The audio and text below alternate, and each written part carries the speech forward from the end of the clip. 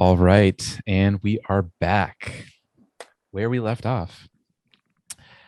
The party had just gone down to the lower catacombs of the dungeon, just below the Thistletop fortification, clearing out most of the rooms, including a less than enthusiastic bugbear, a somewhat uh, uh,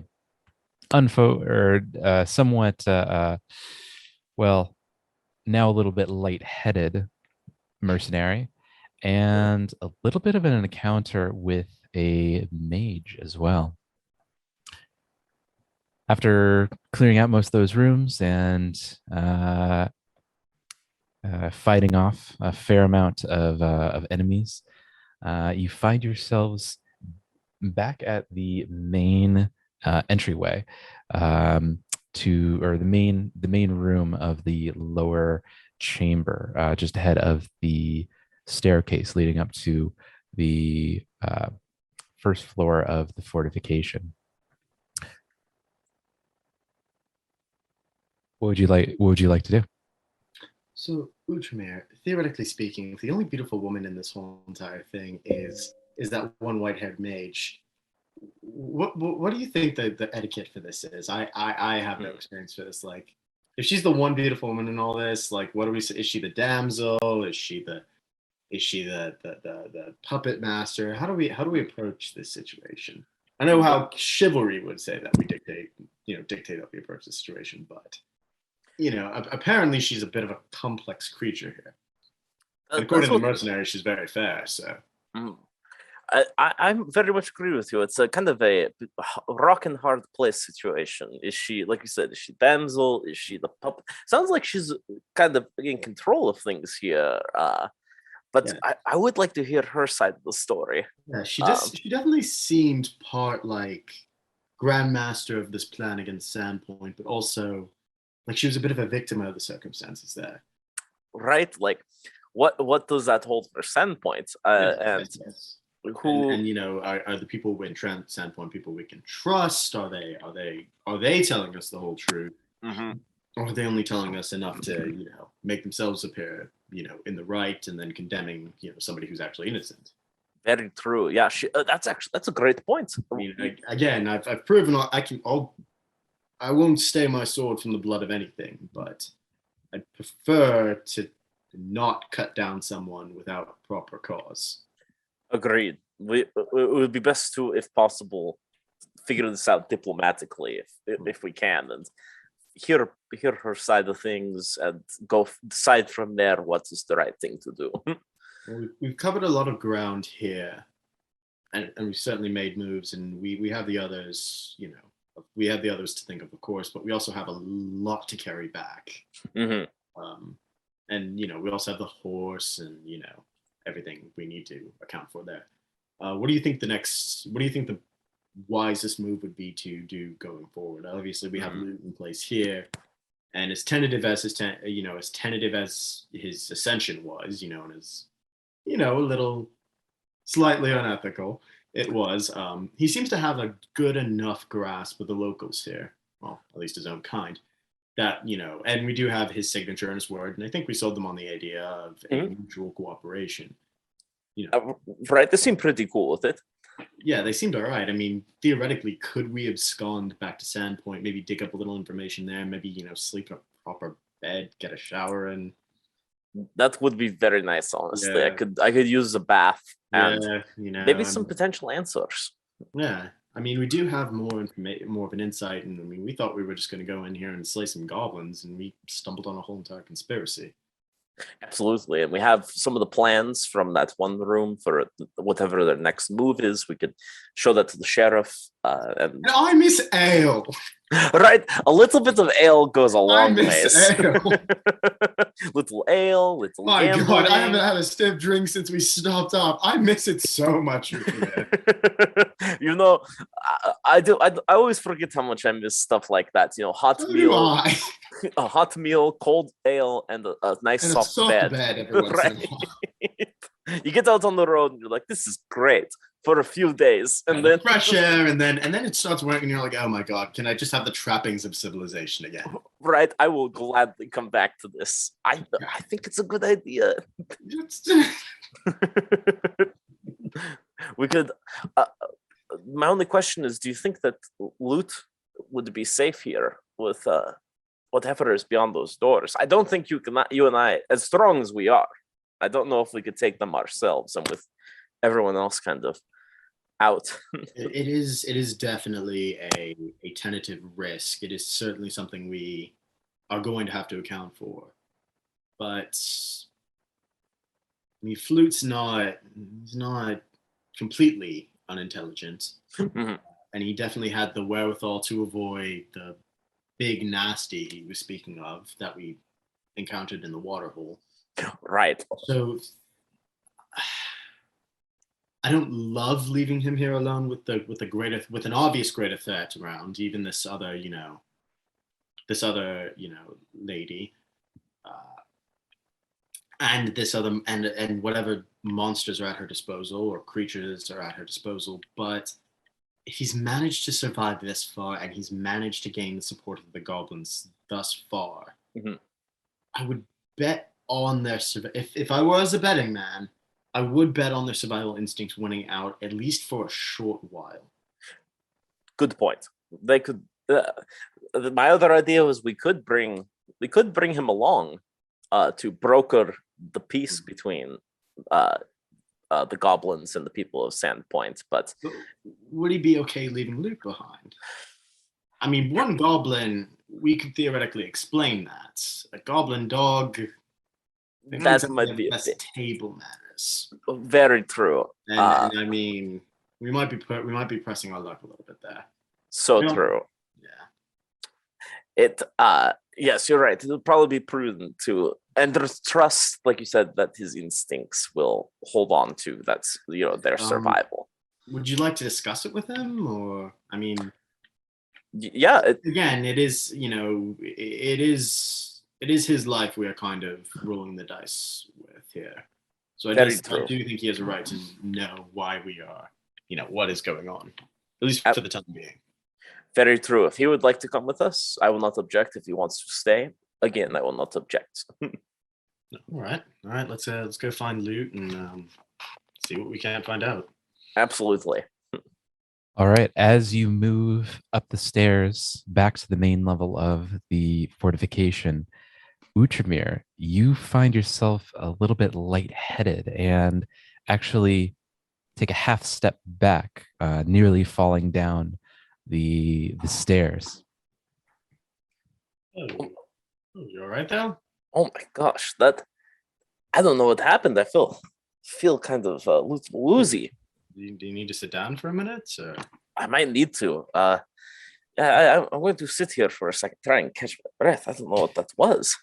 As you sit down, you feel a little bit of a pulsation from a wound suffered by the hands of the mercenary in your last conflict. You look down at your arm, and it looks like the wound is now opened up and is actively creating a fair amount of pus and pustules. Oh, that is.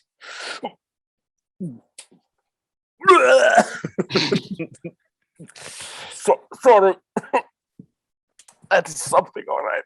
That's all right. I mean, these things. You go to battle and you see these things and you never get used to them. They're never that fun. Right. Oh, jeez. That's. So both of you can roll a medicine check to. Both of you go ahead and roll a medicine check. Oh boy. Oh, that's going to be a solid 2. Well, I have nothing in medicine, but I rolled a 19. All right. Tristan, you look down at Outramir's arm and notice that the wound appears to be something other than your typical wound sustained from ordinary blade. Looks like it's a little bit red around the wound. It's bleeding out some, and pustules are forming in a faster manner than you normally would anticipate from a regular battle wound.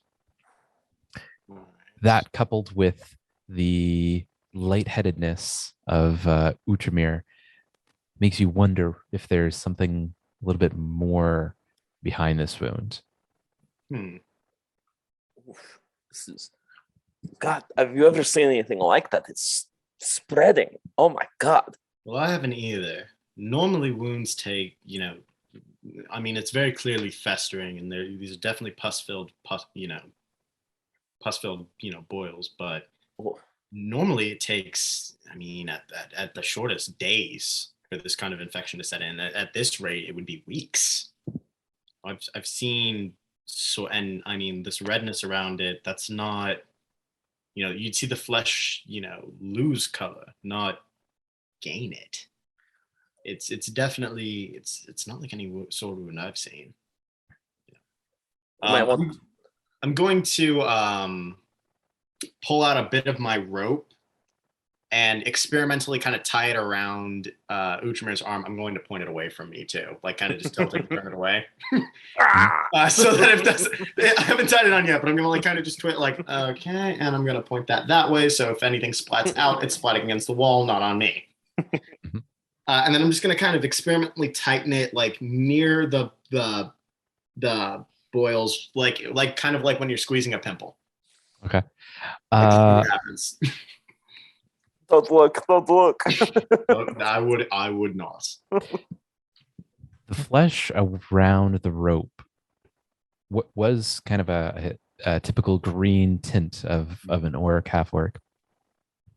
It's now kind of turned a little bit redder, and the pustules just adjacent to the rope seem to be bursting and oozing down the arm.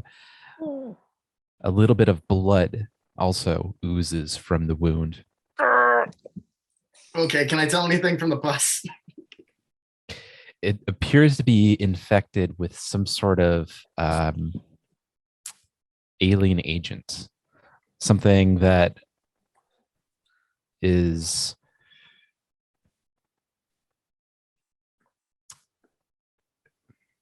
something that's something that was put on or exposed to the wound seems to be having some effect on the wound itself.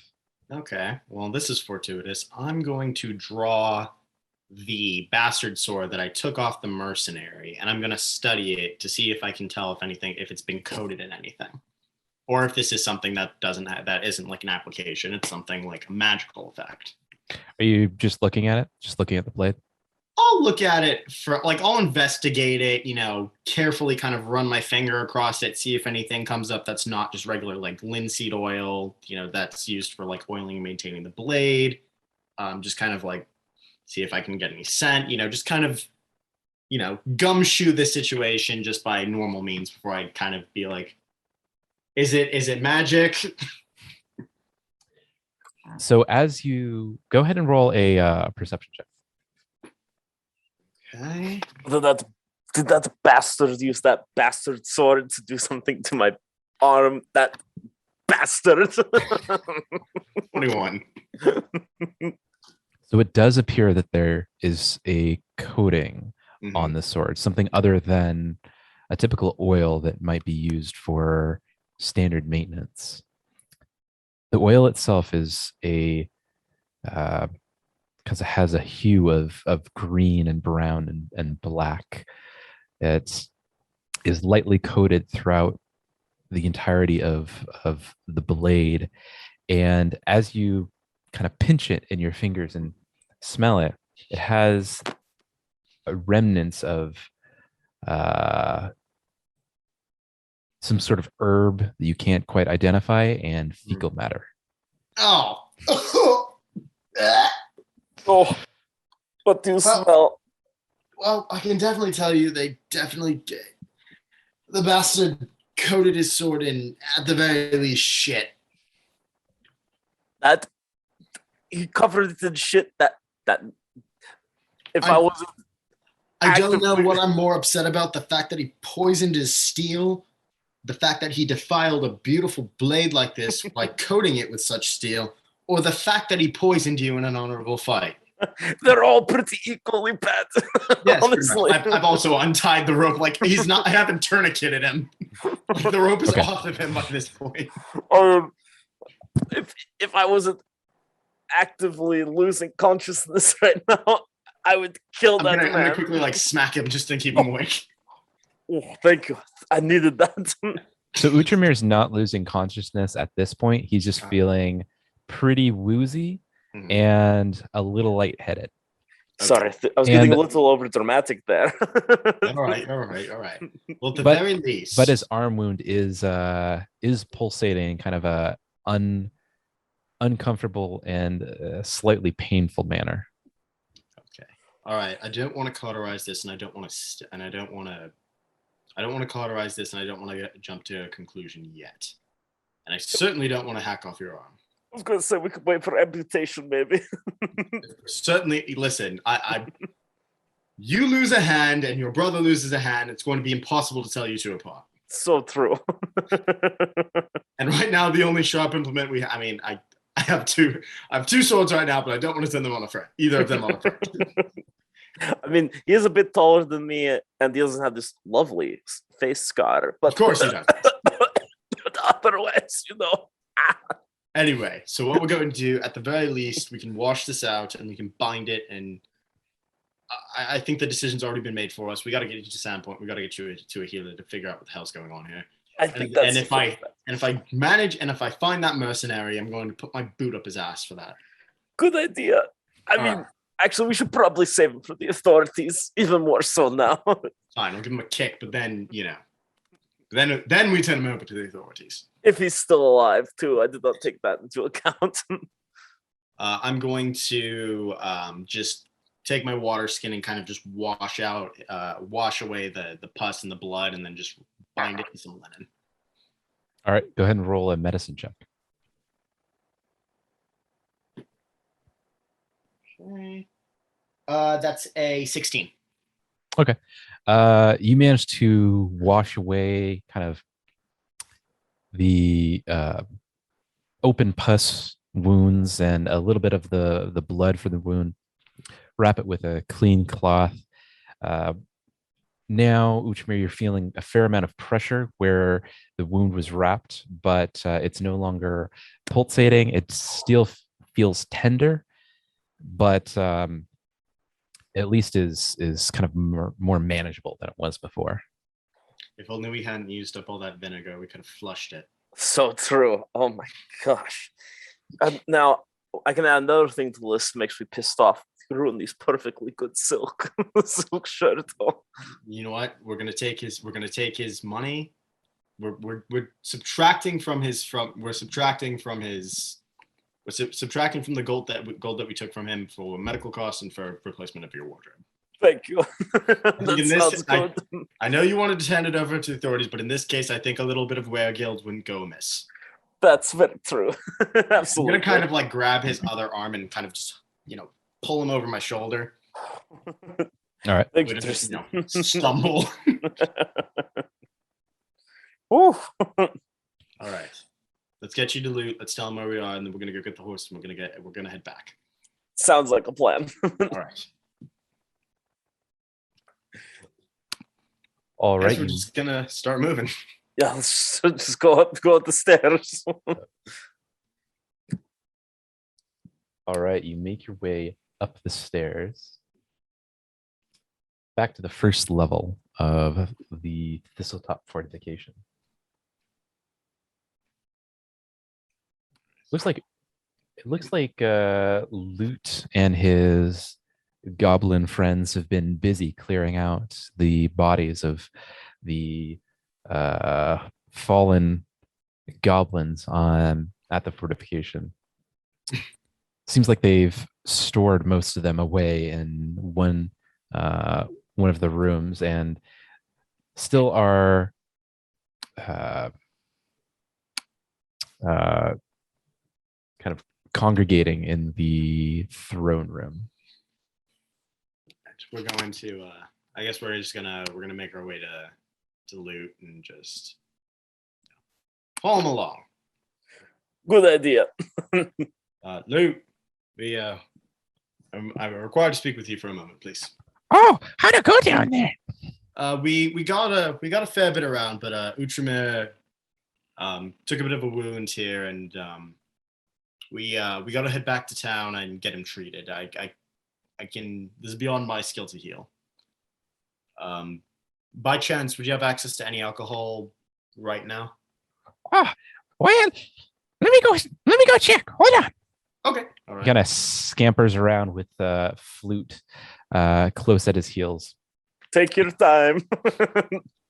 You hear kind of a rustle and a ramble around the corner as he's going through barrels and boxes and things looking for some alcohol.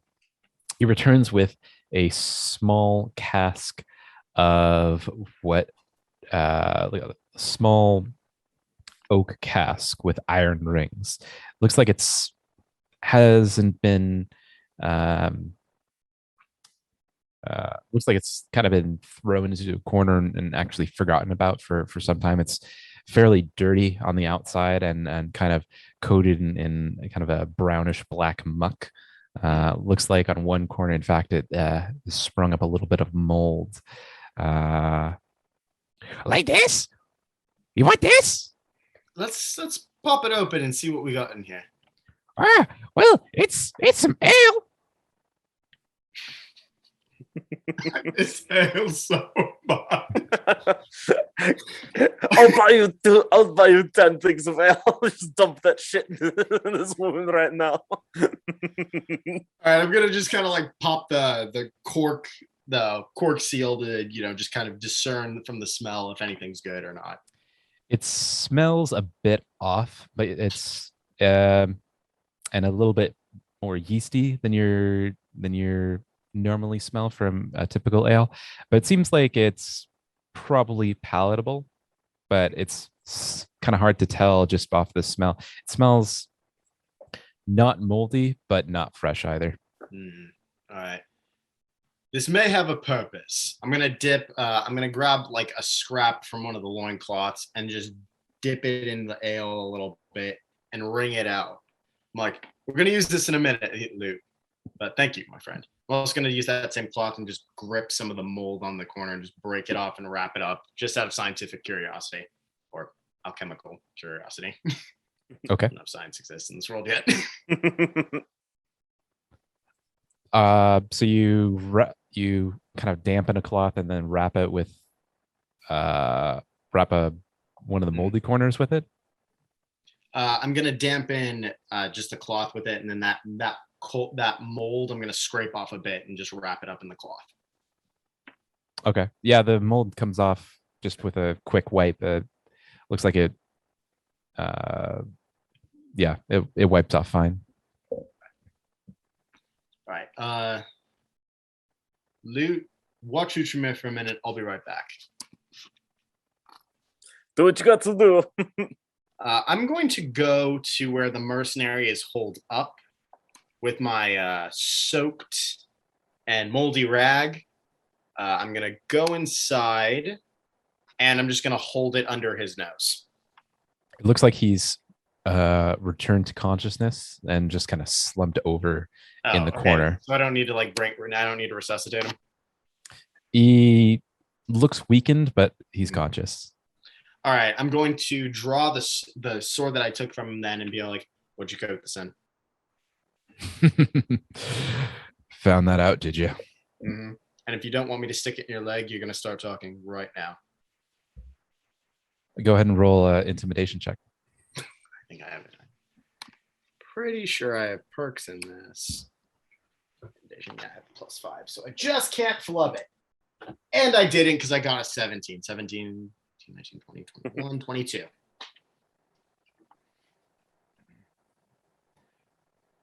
I've been in too many wars to be worried about such a inconsequential uh, concoction as that which I put on my own blade.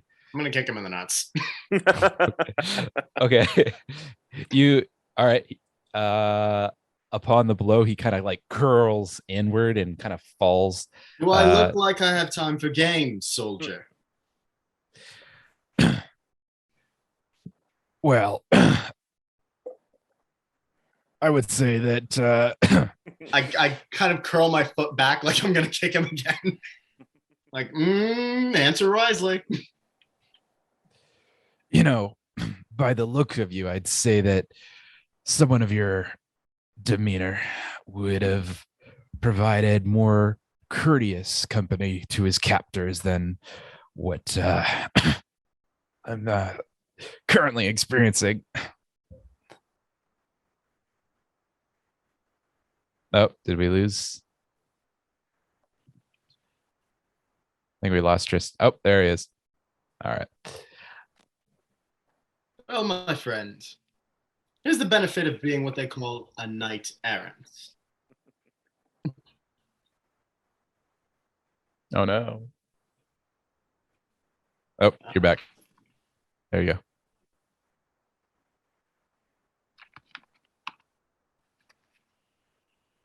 Yeah, give me a second. Let's see if we can't kind of check something here. Okay.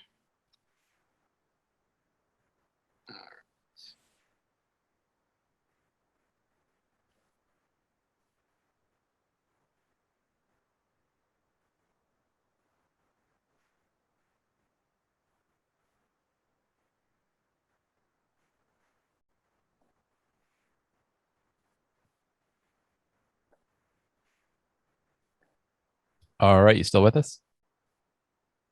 Oh, you're muted. All right, we good?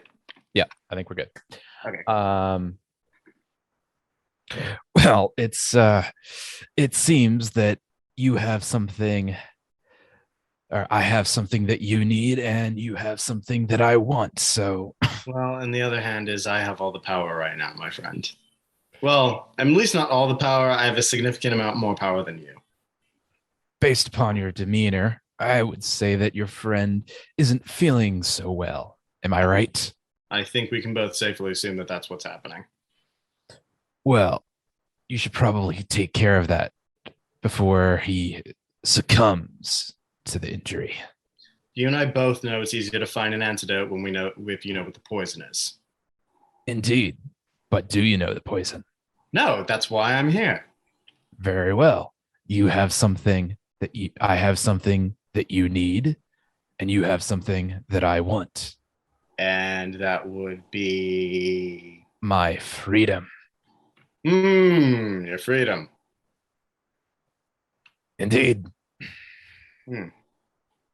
What would you do with freedom?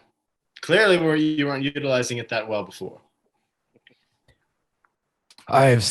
Perhaps I've made many errors in my life. I won't deny that. But perhaps finding a better coin master this time round. Well,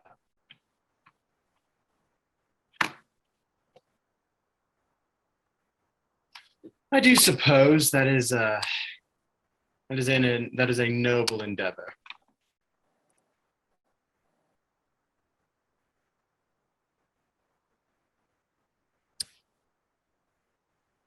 Tristan, still there?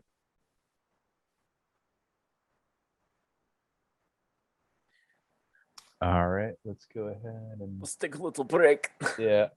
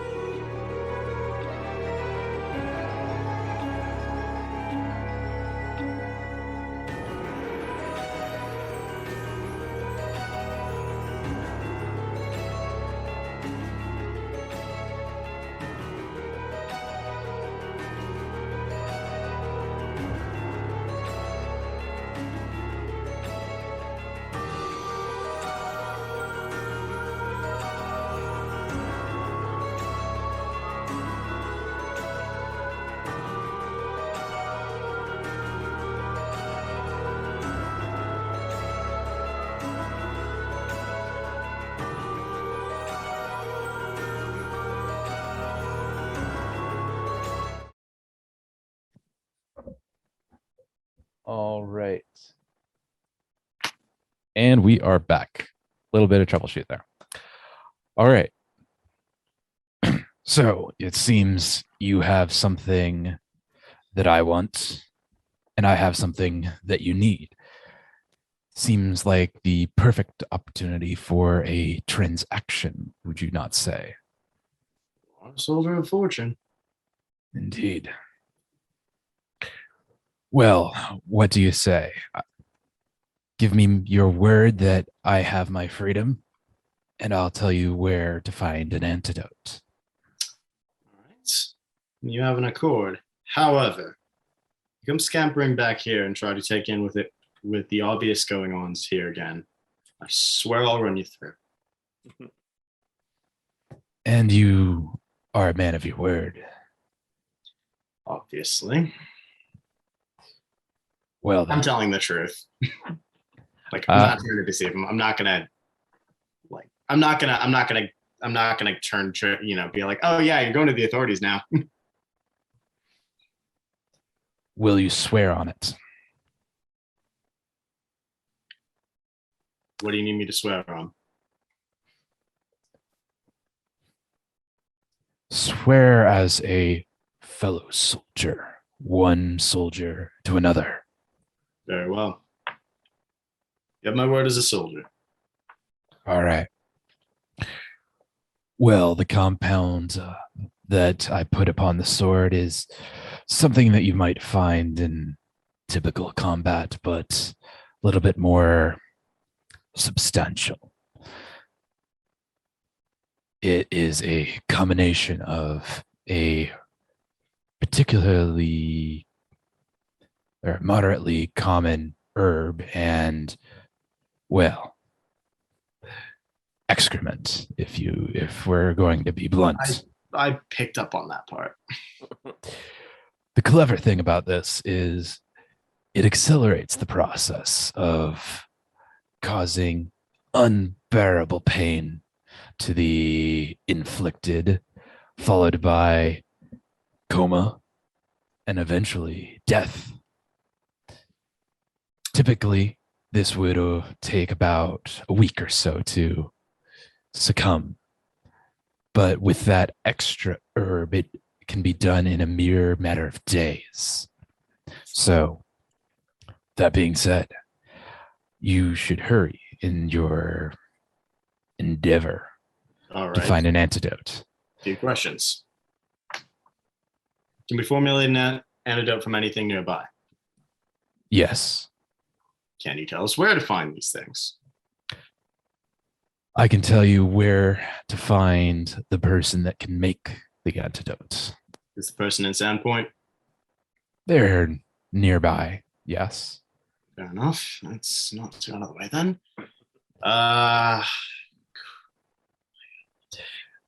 There's a old hag about 2 miles from here. All right. Babiala is her name. She's a little bit of a recluse and a little odd in her endeavors. Have you not seen who accompanies me on quests? I don't think I'm too much of a shudderer at odd. Fair enough. Well, if you go to her, she's certainly to have the antidotes. You can find her about 2.5 miles southeast of here. She has a little cottage in a grove in the middle of the forest. If you've gone into the river nearby, you've gone too far. Talk to her. She'll have your antidote, but I would hurry.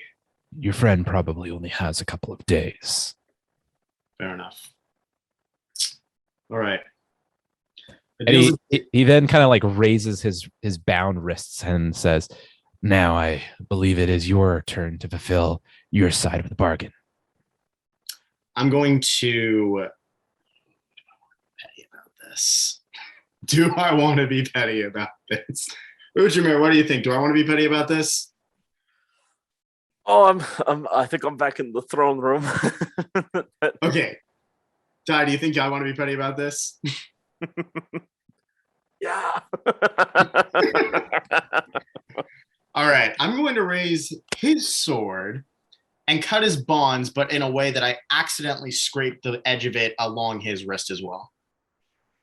He kind of looks down at the wrists, at his wrists, and he kind of looks at it inquisitively, and he's like, "Well, that's unfortunate. I promised you your freedom. I didn't say that you wouldn't have an incentive. What is it you said you had? 2 days? Depends on the person. 2, 3 days. Luckily for me, I've become a little bit more accustomed to this particular toxin than most." And luckily for you, you have 2 other people who are heading in the same direction to get help. How fortuitous. Mm. Is this your way of saying that I'm still your prisoner? It's the way of saying that I have insurance. Once we get there, you're free to go. But if I've learned anything on battlefields, it's that I make my own luck. And I'm not going to leave a dagger pointed at my back without a little bit of venomous offensive. Well, it seems like my options are somewhat limited at this point. I suppose I'll. And he kind of grits his teeth in noticeable anger. I suppose I'll go with you. I suppose you will. And you're not doing so hot after that last battle, are you? So your timeline's probably a little accelerated from the blood loss and the unconsciousness. Might want to move with haste, don't you? You're a real bastard, aren't you? Look at the sword I carry. What do you think? Ugh. I'm gonna go and get Ultraman. Alright. With a certain amount of just kind of smug, like, fuck that guy. I'll be right back. Sorry. Just got to help my dog real fast. All right. So Didn't start out intending to be a bastard, but you know what? C'est la vie. C'est la guerra, actually. Well, if it's, I would suggest we should probably head out fairly soon, time being of the essence. I would suggest some haste. Well, anything you need to do before we leave? I'm going to gather my friend. And do you have a mount? Alas, the goblins around here have a rather irritating predisposition to beheading mounts. And or eating horse meat. Yeah, I've learned. So I find myself lacking. Well, I guess you and I will be on foot then. To be fair, I will wash and bind his wound too. All right, go ahead and roll a medicine check. That's an 18. All right, you managed to wash and bind the wound. It hasn't begun to form any pustules and is only a little bit red and a little bit bloody. So at the moment, it just appears to be a ordinary wound. All right, so you are leaving the horse or taking the horse? I'm taking the horse. Taking the I horse. mean, it's clear that it's not really going to be rideable. So I'm just going to kind of lead it. I guess he and I are going to be walking, and Ultramare is going to be on the horse. Okay. On the warhorse? No. That horse is not fit for his own horse. Oh, okay. Yeah, no. Warhorse will like carry what it can. All right. It looks like it's still in a pretty weakened state, a little bit dehydrated as well. Looks like it's pretty much able to carry itself and not a whole Very lot, well. not much And- else. And it will carry itself. All right. So you make your way through the forest. It's at this point, it's um, coming towards the late afternoon, early evening, about 4 or 5 o'clock or so. The shadows are beginning to draw a little bit longer, and but there's certainly a few hours left in the day. Certainly enough to make your way to the hamlet. Who's leading? I guess I would be leading. All right. Wouldn't he be leading because he knows the way? He's not really volunteering, but are you making him lead? I'm gonna not really like make him lead, but I'm gonna be like, go on. Very well. This way. Let's see. So after a few hours, you manage to make your way to the edge of a clearing, a hamlet, kind of in the center of this clearing. The hamlet itself is built at the base of a large willow. The willow itself appears to be ancient in its demeanor.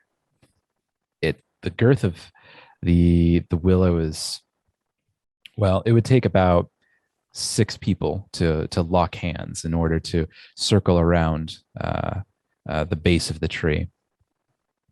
The hamlet itself is constructed of mostly mud bricks and straw as a construction, fairly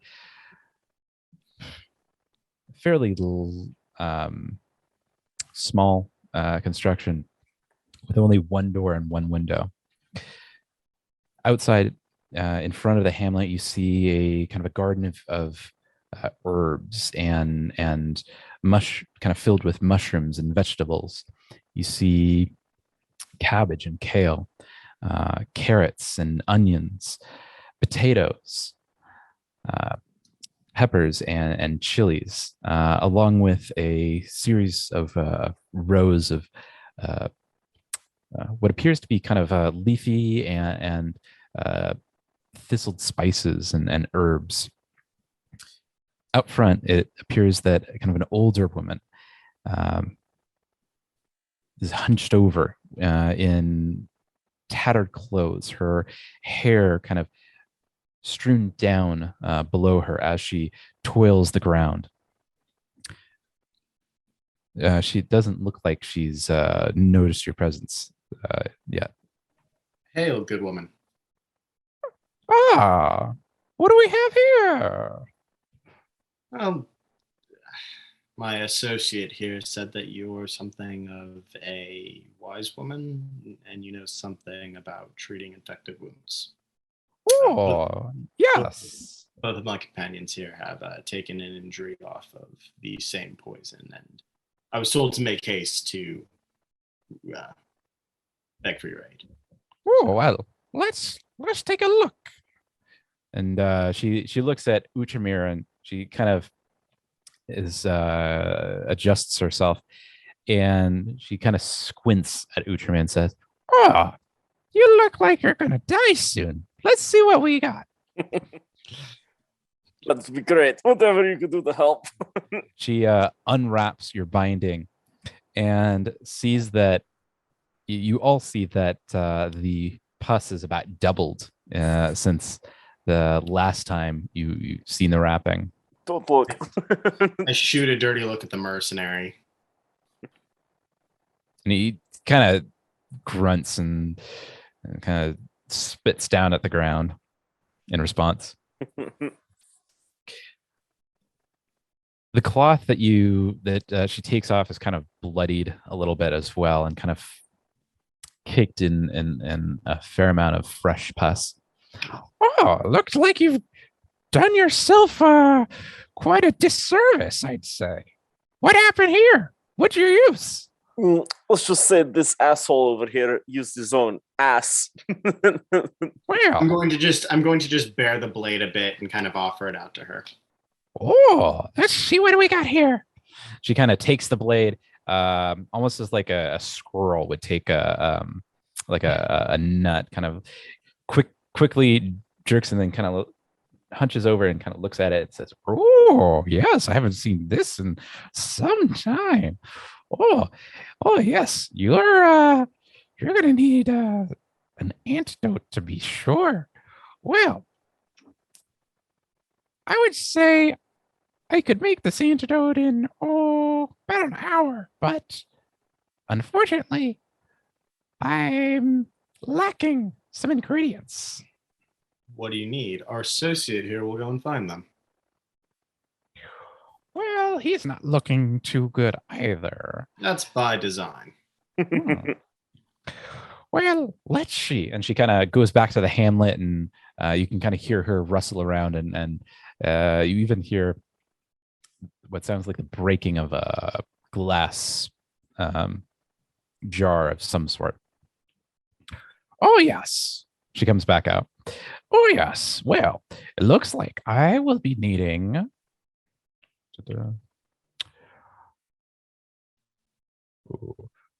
Oh, yeah. I will be needing some wormwood. Looks like I'm fresh out of wormwood. For this, it comes with a concoction of wormwood and mint. Plenty of mint, as you can see. But wormwood doesn't really grow around here. So, if you can go fetch that for me, I can make you your little concoction, and hopefully he won't die before you make it back. But he's not looking so hot.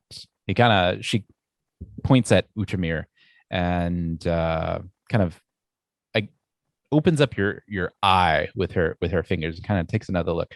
Ah, yes. His eye is a little bit yellowed. More yellowed than most orcs. And I would give him. If time is of the essence, good lady, could you point me in the direction where I could retrieve wormwood fast? Oh, yes, there's plenty of it. Oh. Just not around here. You'll have to go down to the. Oh, here it is. You'll have to go down south of the Mosswood Forest. And around there, there's some fields near the farmlands of Shandpoint. If you go down there, you'll find plenty of mosswood. But there's something else you should know about mosswood. It's well, anyway, you'll be fine. It's well, right around where the wormwood likes to grow, there's a bit of a bear down there that tends to like to eat the mosswood. I would watch out for that bear. It's not actually a bear. It's more of a owl bear. right then. I guess we'll be going in force. And I kind of look at the mercenary like, all right, dude, you're coming with. And what do you expect me to do against an owl bear? Well, I don't know. Maybe you could throw your shit at it or something. It's what you're good at. I kind of wiggle my like the other sword I had, like, I'll give you a fucking weapon if it comes down to it, genius. I suppose, but one swift attack from an owl bear, I'm a goner. I mean, look at me. Look at the state you left me in. What a shame. And you expect me to hike through the forest without a weapon in an area where we're going to come across an owl bear? How much do you value your life? Plenty. Then I'm counting on you to be quick. Great. Mm. He's not happy at all. Good. I'm not happy at all. You Poison my friend. Do you expect me to be cordial to you? Tristan, if you have to leave him behind at any point, you're good to go. Well, I would. Are Well, you going to tell me you would suggest leaving him behind too? oh, around here, no. God, no. You're gonna leave him with me? Hell no. You're not gonna leave him with me. Oh, all right. Okay. I was confused there for a moment. Good He lady. looks dangerous. Well, he's a bit of a pushover, really. We Oh. managed to defeat him pretty soundly. You should have seen when he gave up. It was pretty great. I will always remember your face when you said, I would rather not die here. You beach. Go to hell. Come along, Jeffrey. And I kind of just I yank his hair as I pass by. Come on, south of the Sandpoint fields. We got to get Wormwood. Let's go. All right. So who's leading the party now? I am. All right. Go ahead and roll a survival check. All right. Ooh. Oh, and Tristan, be safe out there. Always am. All right. Wait, so are we separating the party or is everyone going together? Outramir is hanging out with the Lady of the Woods. Or do you want to come along, Outramir? I don't know if it would be best for me. If I should go or not. I feel like so it would be dangerous for me. Outramir, you're not feeling so hot, but you can still fight. Okay, I thought. I thought he was a lot more grievous than. Well, he's definitely not feeling so hot, and he's going to take minuses, but he can still physically fight.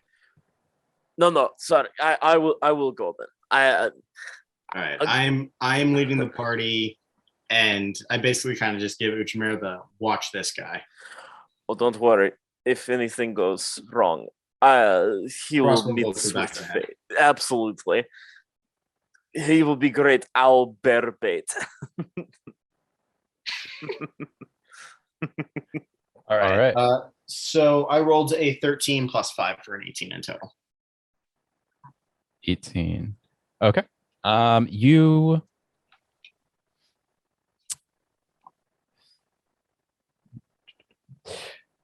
You spend the next couple of hours making your way through the wood. It looks like the shadows are drawing quite long now. You still haven't made it to your destination, but it looks like actually, wait, sorry. Scratch that. You make your way out of the Nettlewood and over and make your way to the road, the Lost Coast Road that separates the Nettlewood from the Mosswood. Your destination is about a mile and a half, no, 2 miles further south. All right. Go ahead and roll another survival check if you want to continue. Right now it's about 7 in the evening. You have about another hour of daylight. Okie dokie. All right, that's a 21. All right. You make your way to the Weasel Creek, south of the Mosswood Forest. You can kind of see a twinkling of lights, firelights in the valley ahead of you and the fields ahead of you.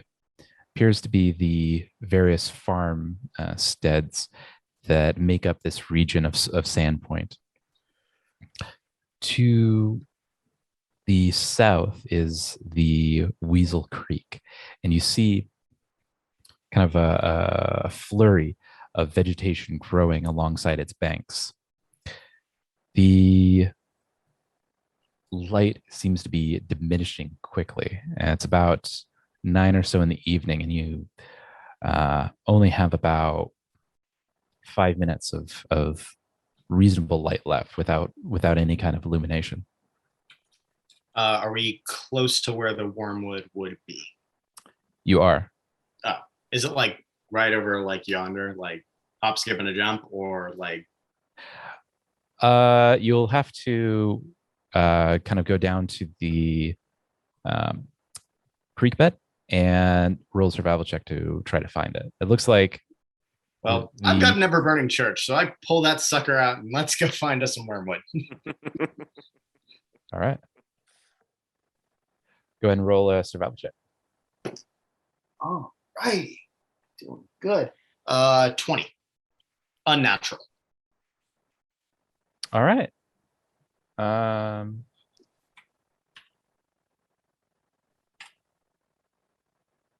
okay.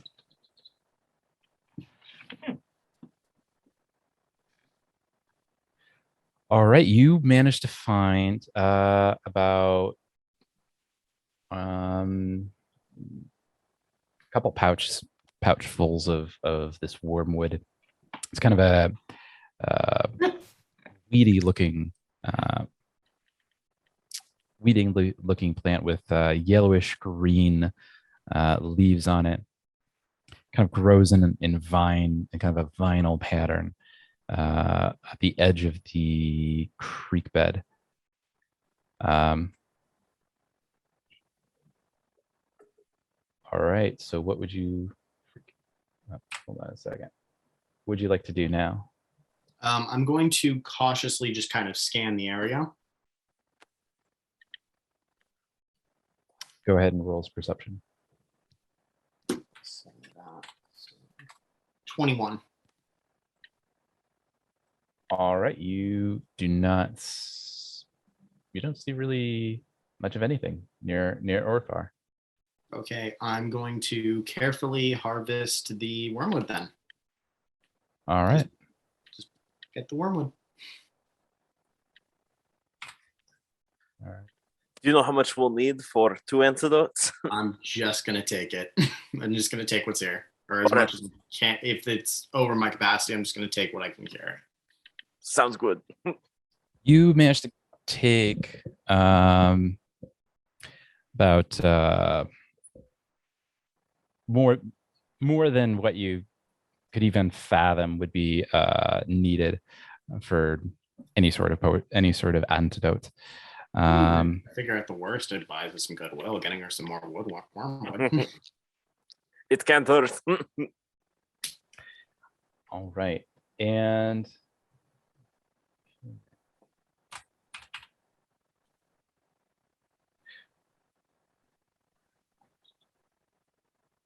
all right, so you collect the wormwood. Now it is pretty much dark out.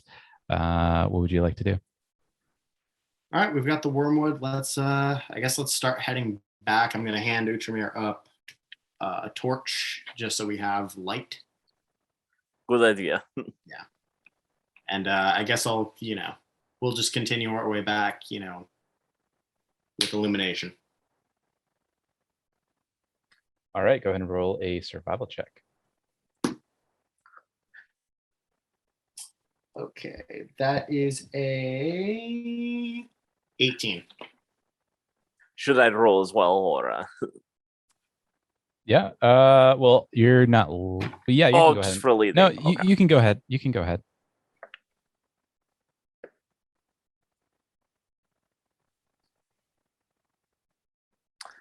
17.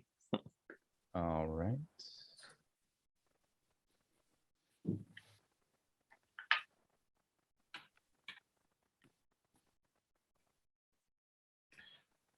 All right, you managed to make your way back through the mosswood forest. However, after about 20 minutes through the wood, you hear kind of almost a growl, but not a high-pitched growl, or not a big booming growl, fairly high-pitched growl, and almost a kind of a half roar. After a moment, you see in front of you kind of a blackened image that kind of rolls out in front of you and races in front of you. Go ahead and roll a perception check.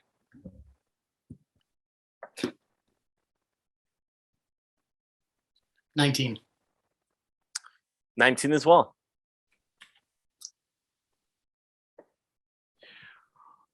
All right. You both identify actually, sorry, not perception check.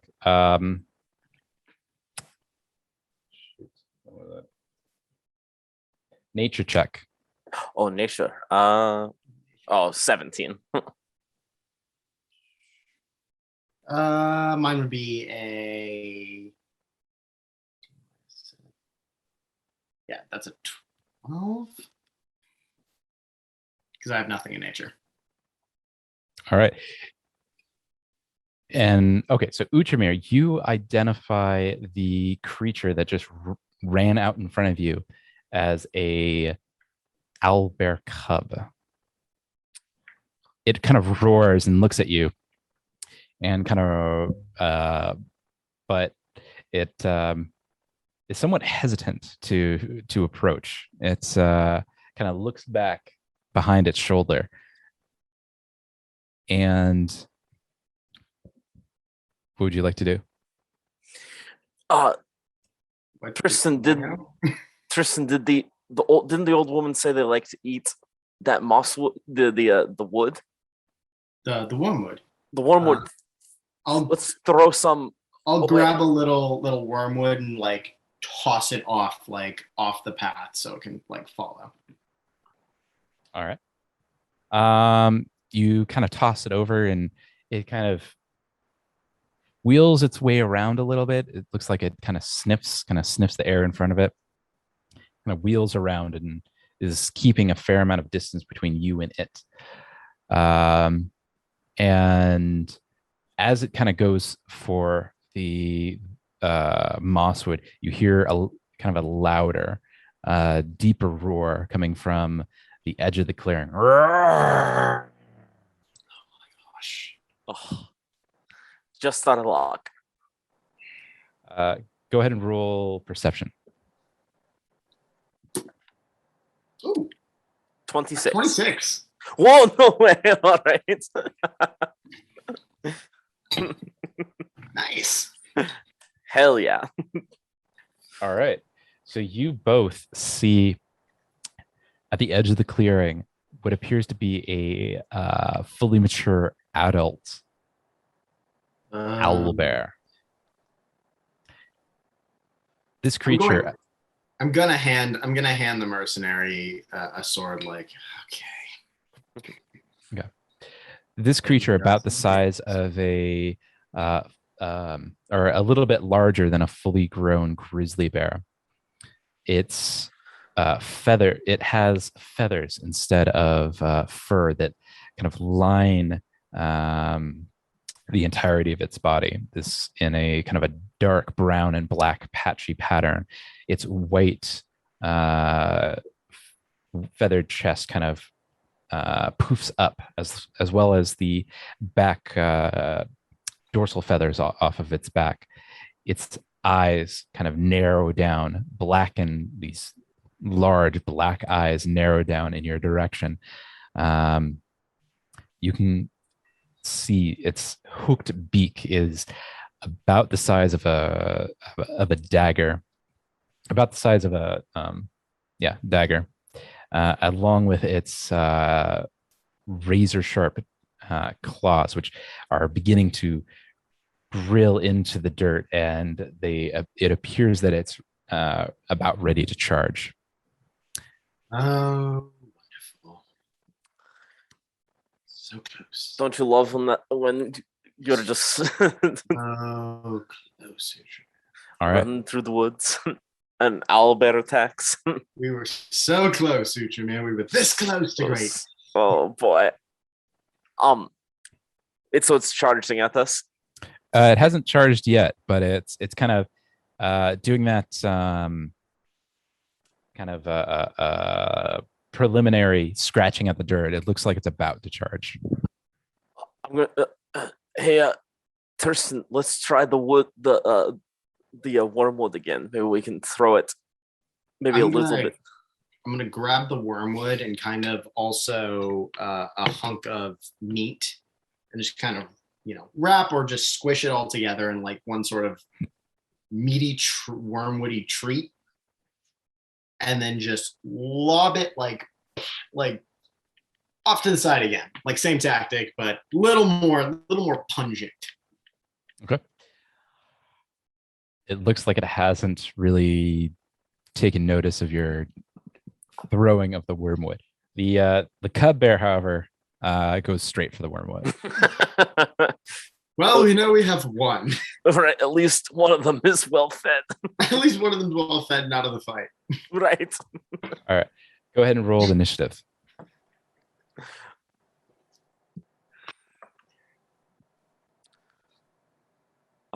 Let's see.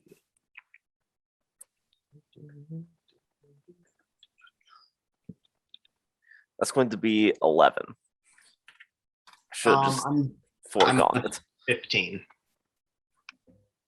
15.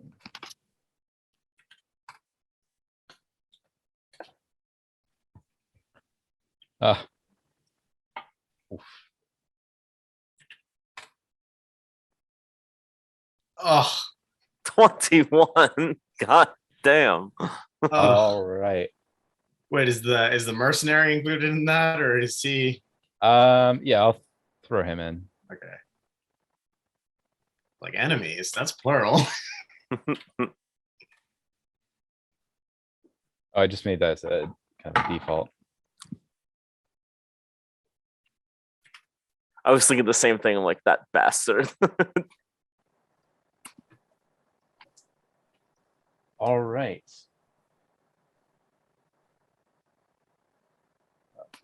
Oh, actually, you guys can't even see that, can you? Not yet.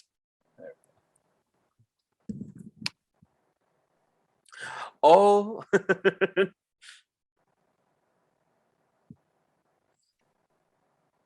All right, there we are. All right, it looks like the bugbear, or not the bugbear, the owl bear is going to make the first move. Oh boy. All right, it is going to charge at Tristan.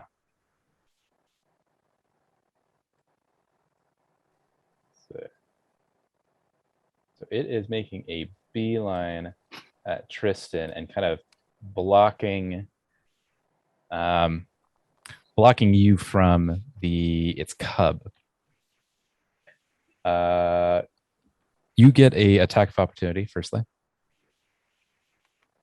I have attack of opportunity. You do. All right. I'm going to. You know what? I'm just gonna cleave. I'm gonna try to jump and then just come down on it. Jump over it and just come down onto its back and stab down. Okay. I'm a little harder to hit if I'm on top of it, theoretically. So you're trying to like flip around and kind of get on its back.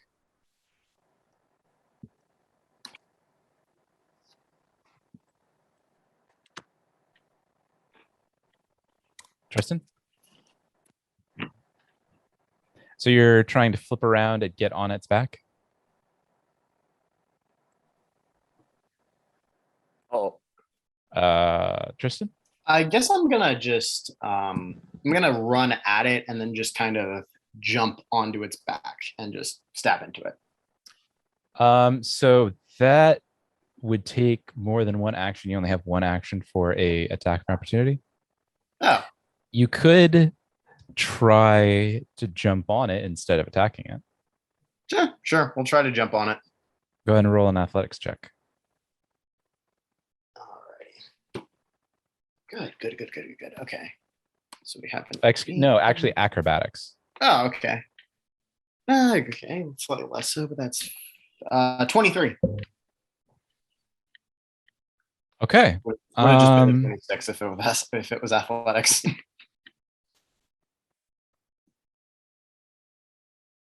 Well, all right then. You are okay. Okay. So you kind of brace yourself as the owl bear charges at you. At the last possible second, right before it makes its swipe at you, you veer left and you swing up on top of the owl bear, gripping onto its feathers in order to hang on. You are now riding the owl bear. I guess you could say I'm a rodeo knight. Um, it is now trying to kind of buck you off right now. So go ahead and roll a athletics check. Sweet. That is a 25. All right, you are holding on to dear life, but you are holding on to that owl bear. It is continuing to try to buck you off. Go ahead and roll another athletics check. Athletics? Okay. All right, that is a 26.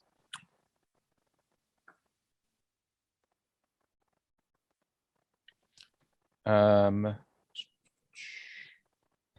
26. This time, the owlbear manages to buck you off and throws you about 5 feet to the north. Oh boy. You roll a reflex save. Okay. 28. All right, you manage to kind of do a little bit of a tumble off of the owlbear and catch yourself, and kind of bring yourself back to a crouching position. That will end the owlbear's turn. Ooh. Brings us to Auric, who he has what, a sword? He's got a bastard sword. Bastard sword. Yeah, he's going to back the F off.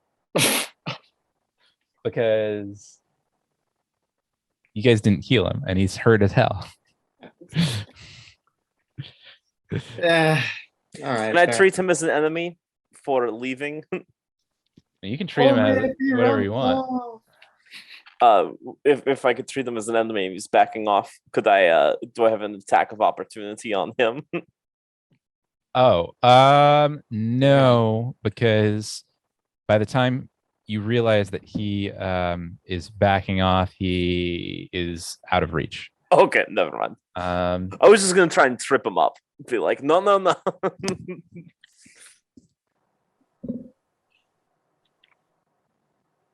Yeah, he is. Yeah, he's just backing off right now. He hasn't left. He's just getting the heck out of the way. I still want him going too far. That's going to bring us to Tristan. All right. I'm behind this thing, right? Yeah, it is currently facing Outramir. Okay. I'm going to attack it from the rear. Okay. So right now, if you attack it right now, you're kind of just attacking its side. You'll have to move to the east, or to the east to attack it from the rear. Very well. Let's go ahead and do that. All right. All right. I guess I'll move. I'll use his turn to move there, and then I'll attack from the rear. All right, go for it. Okay. Let me see what we got here. Oh, and I haven't cleaned that stuff off of the sword. So does that do anything? It does. Sweet. Okay. So that is well, actually, more accurately, that's on. It does. That's a 21 to hit. That hits. Cool. And since I'm using it two-handed, I'm going to use a d12. All right. That's That's 11 plus 3, so 14.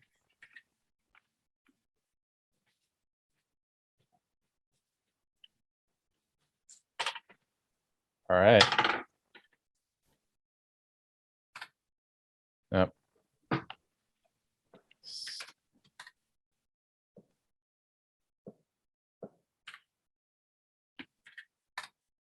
All right, you smash down with your sword, driving a large gouge into its back left hindquarters. You can kind of see the blood ooze between the feathers and wetten the feathers around the wound as well as the ground beneath it. We're gonna hit it. Nice. We're gonna hit it again. Do right. it. Okay, that is a 18 to hit. Does not hit. Oh, okay. All I right. think that's me done. Yeah. That brings us to Utramir. All right, I still have the torch in my hand, so I'm going to throw that sucker at the owl bear. Okay. You just like burning things, don't you? Love throwing shit at things. Love burning shit. Just likes burning things. There's something about the flames. Very very enticing. I'm not an arsonist, I swear. All right. Only recreationally. You I mean, you throw your torch at the owlbear. It smashes against the owlbear's face, doing a fair amount of damage to one eye. It looks like it's kind of bashing its paw against its face as it tries to relieve itself of the embers. while it's doing that, oh gosh, I only have 2 moves now. And I don't have a weapon. I will draw my rapier. Okay. Gosh, I guess I'm a little bit away from it. I can't attack it outright. So never mind. I'll grab my crossbow and shoot at it. Okay. Go ahead and roll for attack. Let's see, 12 plus 21. That hits. All right, let's see what we do.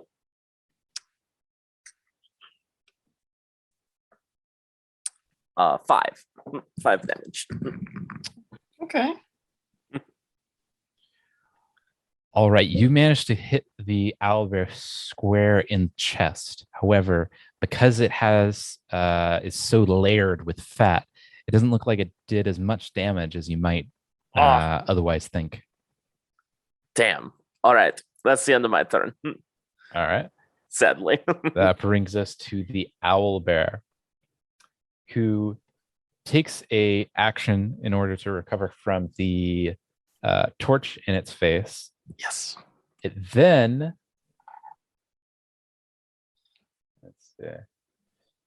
kind of spins around and makes its attack on Tristan. Oh my. Ooh. Oh yeah, that's gonna hit. Oh dear. Okay, let's see how we do. Oh Lord. Okay. Oh, that Like was a lousy that. roll. Okay. So it only got 8 points of damage. It spins around and with its left claw slashes into Tristan, carving into his shoulder, doing 8 points of damage. It then spins around and attacks with its other claw. This time,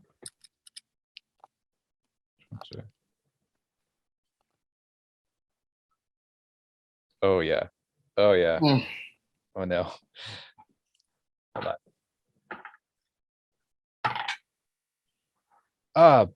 Bugger. Okay. 6. 12. All right.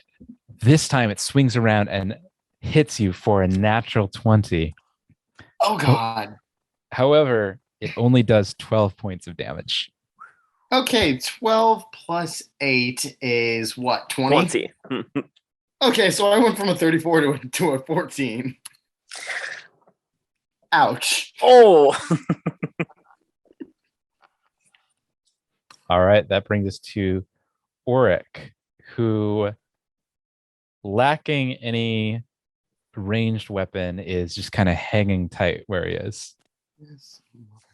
don't know how tempting it is. Just turn around and shoot that guy in the face. Oh my God, if we get through this, I'm ganking him. That brings us to Tristan. Before I gank him, I'm gonna gank this owl bear. So I hit it again. It cleaved me. I'm cleaving it back. All right, go Give for me it. that 25. 25 hits. Nice.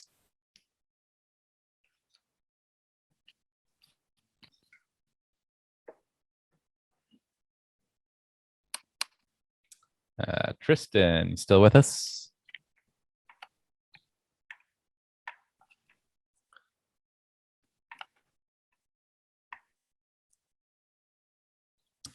Tristan, still there? Oh, can you hear us? There's a little bit of buffering going on. Oh, gotcha.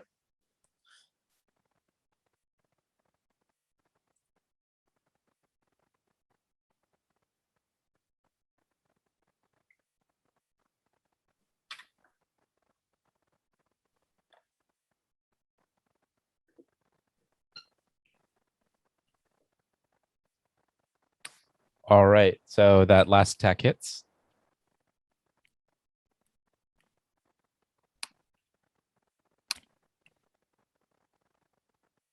Can you hear us?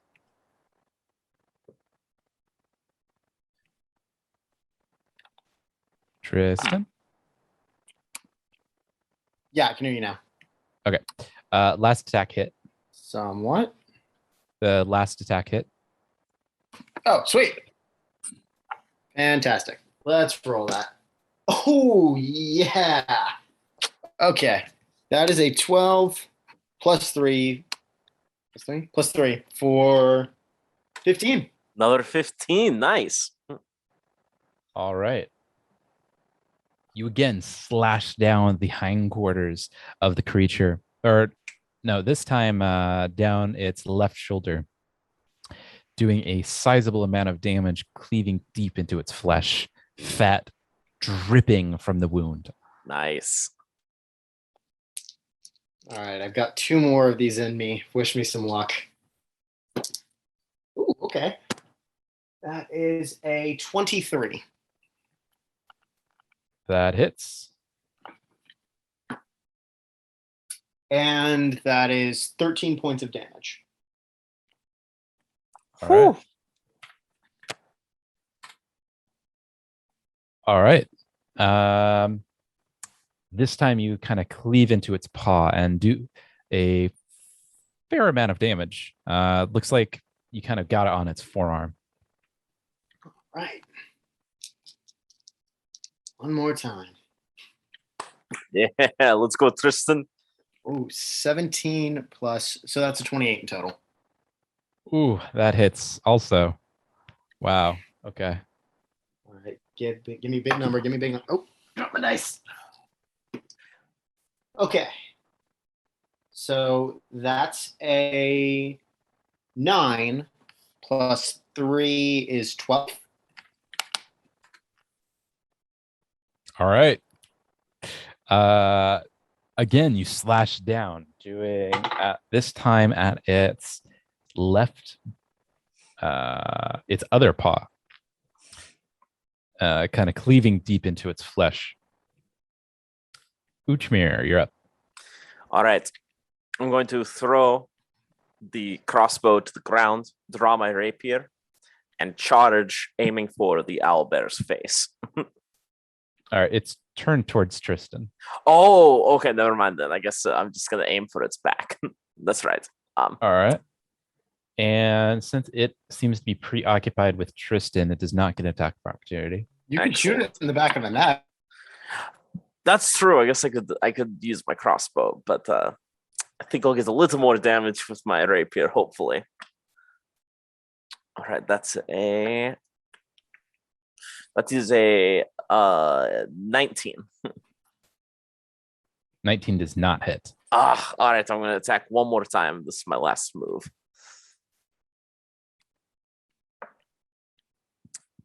That is a 20. Unnatural. Does not hit. Wow. Okay. Should have gone with what you said, Tristan. All right. Tough bugger. Right. That brings us to the owl bear, who. Oh Lord.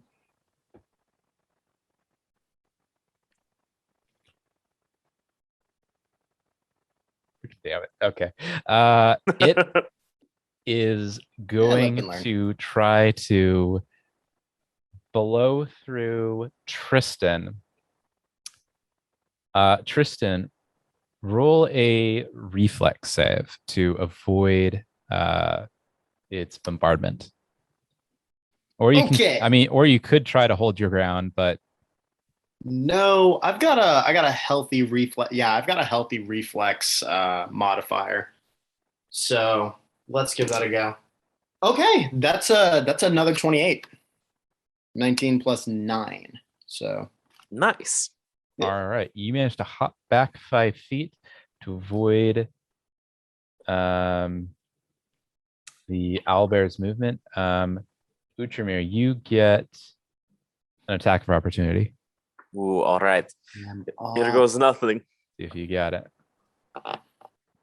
21. That hits. All right. Finally. Way to go. 8. 8 points of damage? Mm-hmm.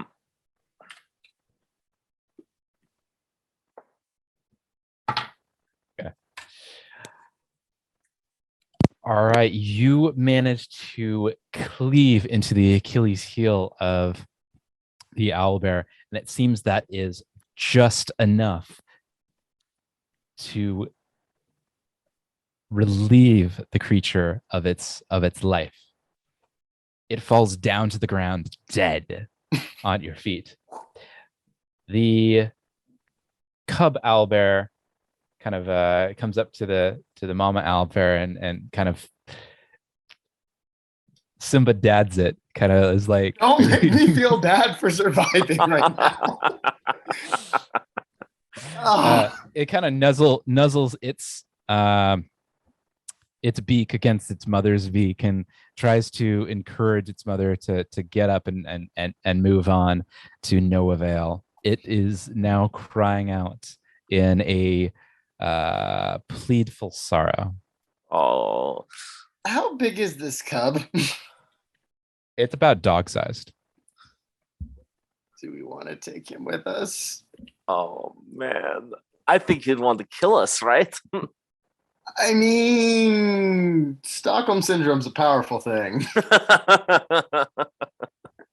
I mean, oh God.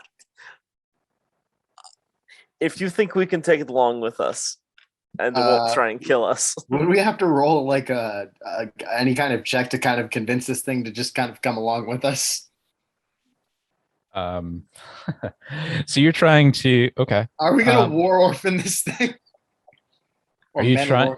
So Mandalorian this thing, I guess.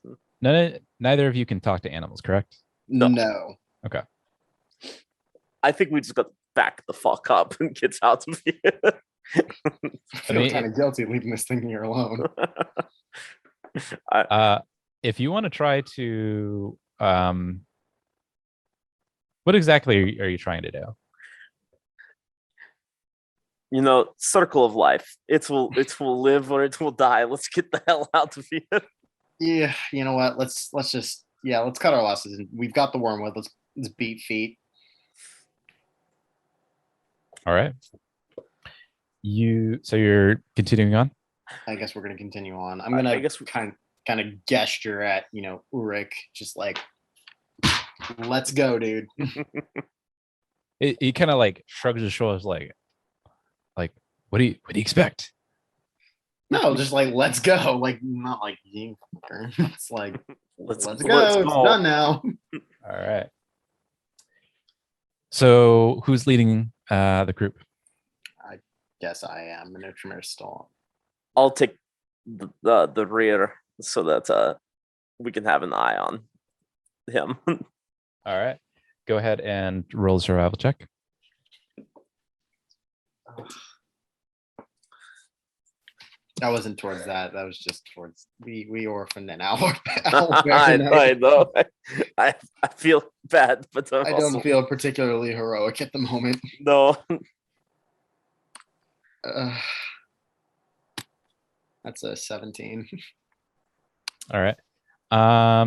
After a few hours, you kind of come across what looks to be a familiar rock. Actually, now that you look at it, you're very certain that you've seen this rock before. You're actually, you know what? You're 100% sure that you've seen this rock before, and probably only about an hour ago. We're on the right path. If you want to continue on, go ahead and roll another survival check. I feel guilty getting that. I got a nat 20. All right. And then plus the 5 modifier. All right. You make your way back out of the Mosswood Forest over the Lost Coast Road and back into the Nettlewood Forest. You remember your way back through this particular area fairly well and make your way back to the little forest hutch in the middle of the clearing. Looks like smoke is emitting from the chimney and light is coming out of the one window and under the crack of the door. Otherwise, you don't hear much of anything other than the rustle of the trees and the movement of some of the smaller inhabitants of the forest. I'm just going to make my way up to the cottage and kind of knock politely. Ah, so you made it back and you didn't die. No, we didn't die, but we have the wormwood. Can we Ooh. make Ooh. the antidote now? Oh, okay, let's see what we can do. And she opens the door and looks at the three of you a little bit bloodier than the last time she saw you. And she asks, what happened to you? Well, I got attacked by we encountered the owl bear and we had to fight it, and there's a little orphaned cub out there now. What was that? There's a little orphaned owl bear cub out there now. And you left it? I don't know how to. I didn't know what to do. Well, that is a shame.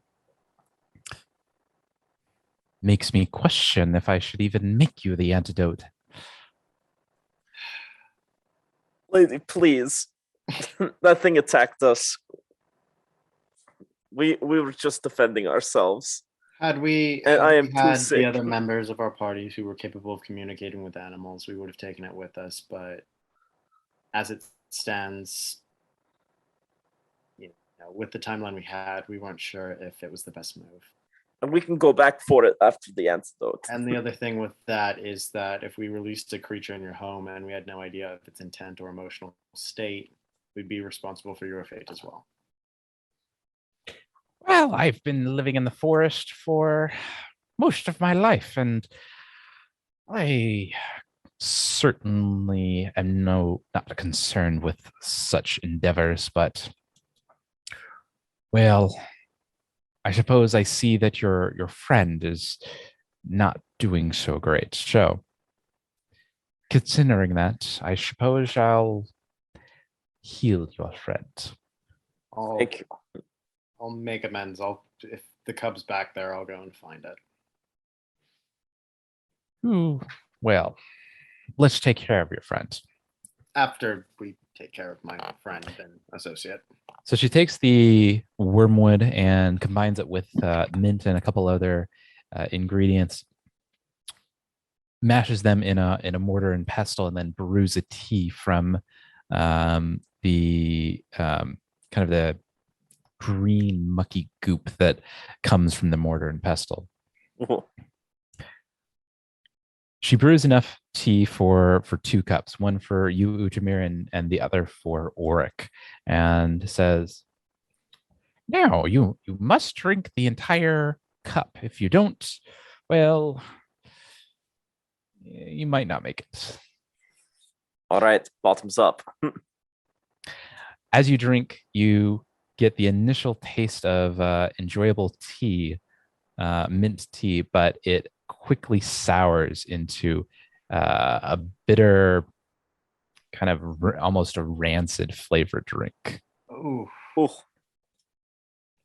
It's almost difficult to keep down. Oh. Must keep drinking. All right, so you managed to drink the rest of the drink fine, well enough, and just like mother used to make. now Bold-faced line, you know it. Yes, you're right. now tell me, exactly how big was this owlbear cup? Maybe around the size of a small dog. Small dog. Well, It didn't seem very threatening. It almost seemed downright wary of us, and it seemed more than amenable to just take some wormwood and be aside, but its mother was outwardly aggressive, and we didn't do anything to really provoke it aside from travel the path. well, your mother would be aggressive too if some strangers came by with swords and torches and crossbows. I wouldn't know, madam. I never knew my mother. Oof. Well, Word. unfortunately, without its mother, it probably won't survive the winter. What can we do for it? We can, if you have any advice or anything we could do to help it. You could go back in time and not kill its mother. Oh, that's really good. Do you have some sort of shitty tea drink for time travel or something? Utramir. I understand that you just came back from a very grievous injury, but as loath as I am to admit it, she is right. A wrong has been done here, and it is up to us to make it right. You're right. You're right. I'm a Speaking little of, I look uptight. over to Ulrich and I sit and I kind of like take my sword back and I'm like, "You're free to go." And can I at least have a dagger? Oh, are you feeling better? A bit. Why I'll ask? punch him right in the face. I'm gonna put my hand in my face, in my hand, and be like, "Boys, take it outside." All right. You punch him in the face and knock him out cold. Excellent. Excellent. I'm going to tie him up. He was still word. he was still weakened from your last encounter and hasn't healed up at all. So yeah, you knock him out cold. Excellent. I'm very glad. I am going to tie his hands. I'm just like, I look over at the grunt. I'm like, I'm so sorry. I'm terribly sorry about all this. You say that you gave your word that you would release this man. Is that not right? Oh, That is correct, and that is what and ergo we cannot leave him in bondage. As loath as I am to release a cur like this soldier of fortune, I gave him my word, and I have to abide by that. Oh, you gave him your word. I gave my word that I would return him to the law. This man is a danger.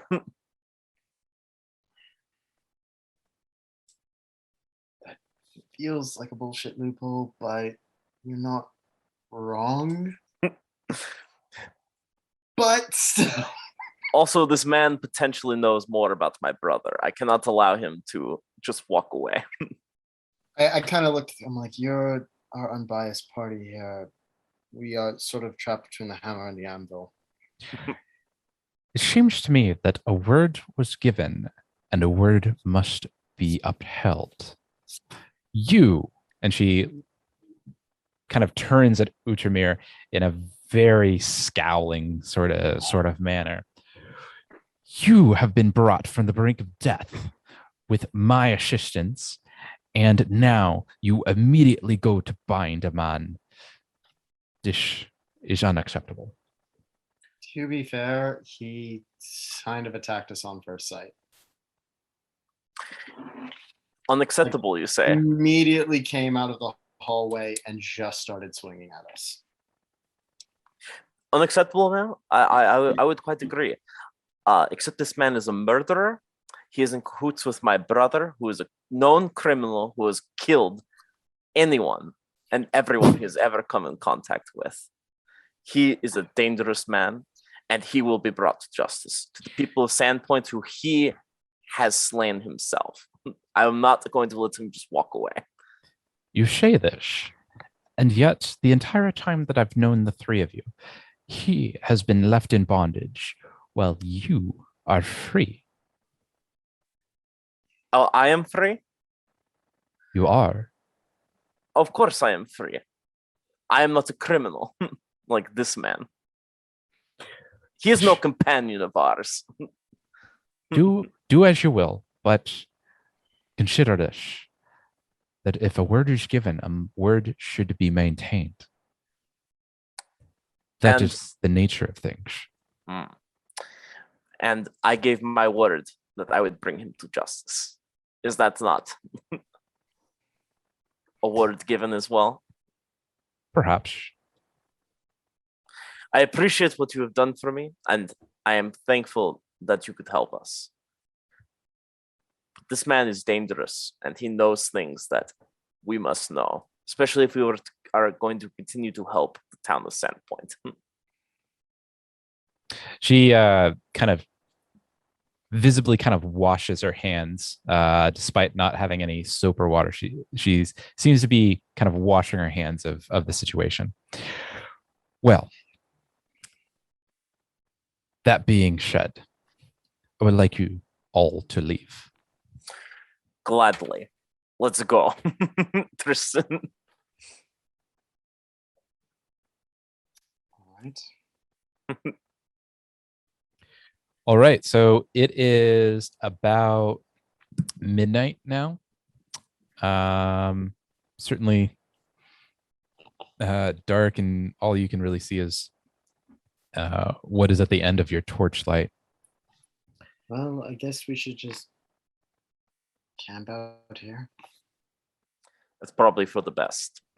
You're going to camp right next to the hutch? I mean, she told us to like leave the house. I would assume that we walk a good distance away and like do leave her in peace. Let's find the nearest. Let's find the nearest clearing or tree that is far enough away from her that we can camp out. I guess I would also say, should we go back for the owlbear? I think we've done enough damage for one day. I am in such a bitter mood at the moment with this piece of shit that we are carrying along.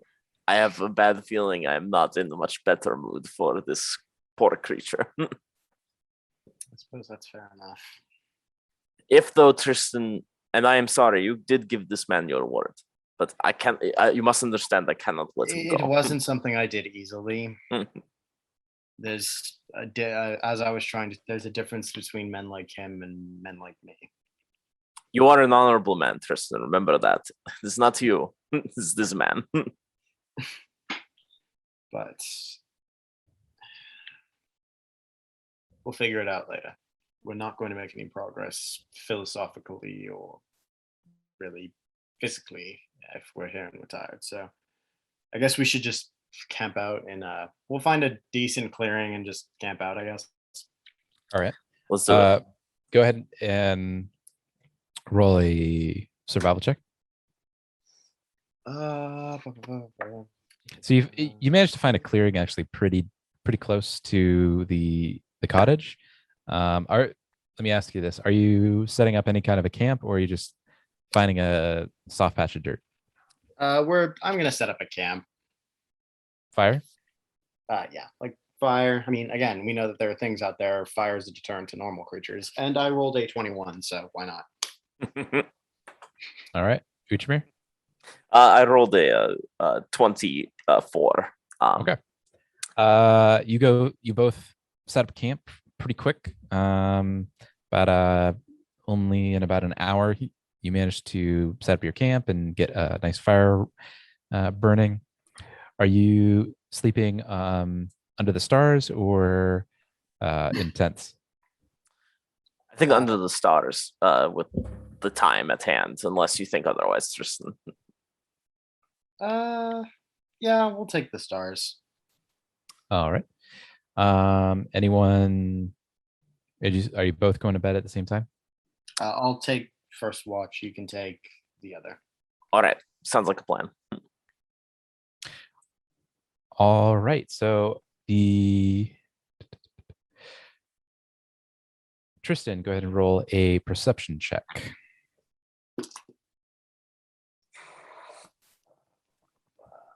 24. All right. You do not see anything during your watch hours. Both of you gain HP equal to however many hit die you want to use plus your con modifier. I have to. Oh yeah, how much health did I lose from my wound from the Oh, looks like you're from the wound. Let's see, how long were you guys out there? 7.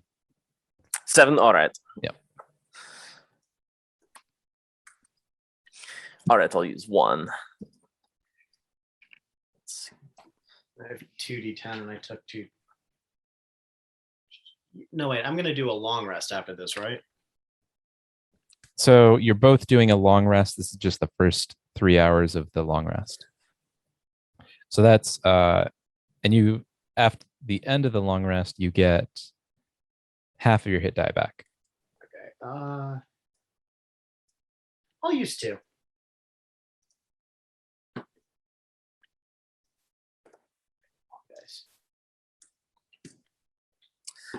I just used 1 and gained only 1 health. So I should have used more, but I didn't. That's how it goes. Right? I used 2 and I gained 19. Nice. Yeah. Got lucky. All right.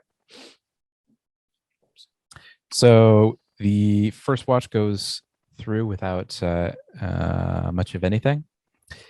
Uchimir, go ahead and roll a perception check. All right, let's see. 22. All right. You too don't hear much of anything at the beginning of your first watch. However, it appears that the wind has begun to pick up, and by the end of your watch, it's actually whipping through fairly strong, and so much so where you hear nothing but the clash of trees and branches and leaves.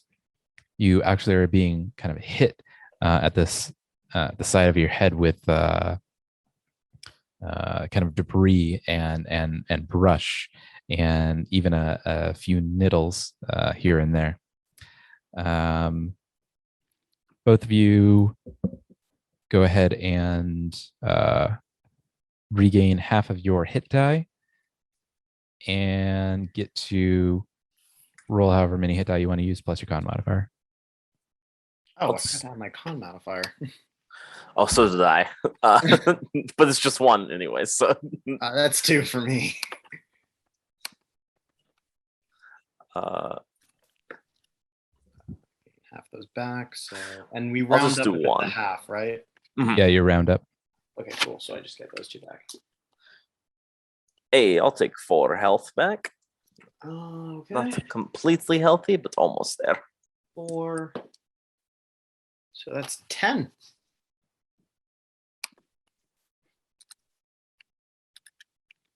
Nice. Yeah, I'm back to. Oh wait, I am back to full speed. -1. There we go. We're Gucci. All right. And let's see. All right. So it looks like the wind is kind of blowing through the forest in a pretty strong manner, actually, in particular in the clearing that you chose. Other than that, it's a bit of a chilled early morning wind, but nothing too cumbersome this early in the season. Looks like Oric has come to and is warming himself by the fire. Sounds like he's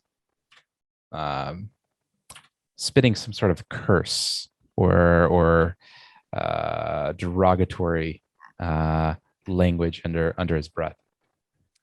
Whatever you are saying, I've heard worse. Mind your tongue, or I'll cut it out. That's rich coming from a man with no honor. Haku's talking. You are At a man. least when I give my word, I fulfill any bargain I make. Mm-hmm. Maybe just to pad your pocketbook. You know no thing of honor. You are nothing but common criminal. I'm going to not exactly exaggerate, but I'm going to make a bit of a show of pulling out the sword, taking a cloth, and wiping all the oil and excrement that he put on the blade. Like in a point of oh yeah, your honor. So honorable. So do you play with shit just when you're putting it on your sword, or is that an everyday occurrence for you? Perhaps he likes it up the bunghole as well. Perhaps. He spits onto Utramir's boot. Good. I was needing a polish anyways. All right. What would you like to do now? Well, we should probably head back to either Sandpoint with the criminal here, or we should head back to Thistletop. Which do you think we should do? I would assume that it would be prudent for us to head back to town. All right. We shall head back to town and deliver them the reports that we found, as well as the criminal, and go about our way. All right. You go ahead and roll a survival check to get out of the wood. 6. All right. Actually, that was a natural 1. So sorry. Natural 1. Okay. I rolled a 15. All right. So Uchamir proudly and very brashly states, "It is this way," and he starts walking in the opposite direction. It is only until Tristan kind of taps him on the shoulder and says, "Pretty sure it's that way." Of course. Yes. Sorry, I think the wounds. The sun, the shadows. Yeah. That's right. Yeah. Thank you, my very, friend. very confusing. Thank you. Of course. Getting a little turned around. All right. Just come back from death's door, so I think it's acceptable. So the three of you make your way back to the Lost Coast Road, which leads to the west, back to Sandpoint. By the time you make it to Sandpoint, it's about late morning, And it looks like you can kind of almost smell the uh, freshly baked bread emitting from the town, as well as the now the familiar banter of the marketplace and the hustle and bustle of traders and horse trolleys through the town. Uhtramir, if we're going to break our word, or if I'm going to break my word, or be an accomplice to something that may imply that my honor is besmirched, sheriff first, breakfast second. Agreed. Absolutely. As much as my stomach Yeah, is begging for some hot food. breakfast definitely, but sheriff first. Agreed. We do need to give very much agreed. All right. So where would you like to go? Let's go see let's head to the sorry, I just had to look real fast at the map. It's been a while. Let's see. We want to go to what's it called? Darn it.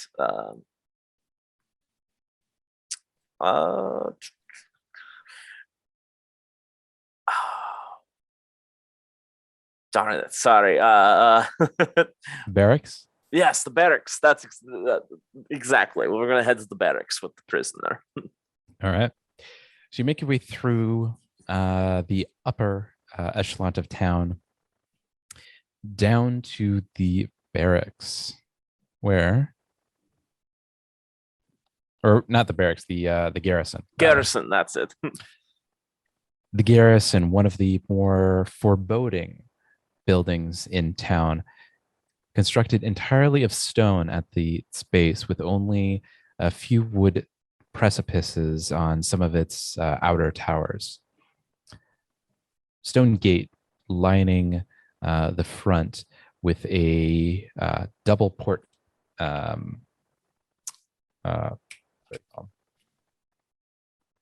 portcullis, with a double portcullis out front. The insignia of the town crested above the entryway. Looks like there are a couple of guards out front, and they kind of tilt their head towards you and allow you to make your way through the gate. One of them saying, "Oh, you can take that one to the jailer." Gladly. I turn to Oric and say, "Oh, you must be very familiar with prison walls. You should fit right at home here." Just because I was a mercenary doesn't make me a criminal. Doesn't make you a criminal, huh? Well, we'll see what the sheriff has to say about that. Tristan just kind of is looking like he's chewing on the inside of his cheek right now. Like he doesn't love this, but he's also like he's morally conflicted. He's like, I don't love this, but this dude's shady. We'll take him right to. Actually, I'm going to find the first guard and ask: is the sheriff in? Yeah, the sheriff's in his office right now. I think he would like to. We'd like to show him some things, as well as he'd probably like to chat with the prisoner here. Yeah, just head up to his office. Just make sure you leave that one shackled. Oh, you know we will. All right, you make your way through the courtyard and up the main, up through the inner gate. You remember the way through the entryway towards the sheriff's office. It looks like the sheriff has left the door to his office open on either side of the office door. It looks like there are a couple of torches burning to illuminate the otherwise darkened hall. It seems like he is hunched over a fair amount of maps and manuscripts and pieces of paper in front of his desk, his back turned towards you. Sheriff Hemlock, sorry to interrupt you. We've returned. Oh, I see that. He kind of turns around, his red cape kind of fluttering as he does so. You see him in his pretty pretty traditional sheriff's uniform. Currently, he looks like he's wearing his leather armor with the insignia of the town on his chest. And what do we have here? Well, it seems that we'd have a prisoner. But I thought before we took him straight to the jailer, I thought you might want to talk to him first. He was in cahoots with who has been attacking Sandpoint. We also have some more maps and papers that you will definitely want to take a look at, involving the next invasion, or what was the planned invasion of Sandpoint. Invasion? You're saying this one was working with the goblins? Yes, This he one's was. working with Nuala. That's exactly right. Nuala. And he looks fairly confused. He kind of looks back and forth at the two of you. That's not possible. It is. We were both there. Absolutely. I think not. I'm Nuala going died. to pull the plans and charts out of my inventory and just kind of put them there. He kind of thumbs through the plans and charts, and he, at first, it seems like he's not quite sure what to make of it, and then he kind of looks through a couple more, and then a couple more, and kind of starts to almost tear at the paper in a nervous frenzy. No. This can't possibly be right. This is talking about a full-scale invasion of Sandpoint. Do you think we'd be coming here and spinning slander given the conditions we left under? Right. Well, I suppose not. He just kind of, it seems like he's taken aback. He hasn't quite put it all together. And again, Sheriff, I know it seems impossible that Nuala was involved, but she trusts us. She very much is. She is the mastermind behind all of this. Well, I have no reason to question your word. It's just Nuala died in a fire 5 years ago, along with her father. It sounds like she wanted everyone to think that she died in that fire. She was the one who set the fire herself to kill her father and to make it look like she had died. And he kind of like looks, and he kind of turns around and turns back towards his desk, his arms crossed behind his back as he kind of takes it all in and contemplates.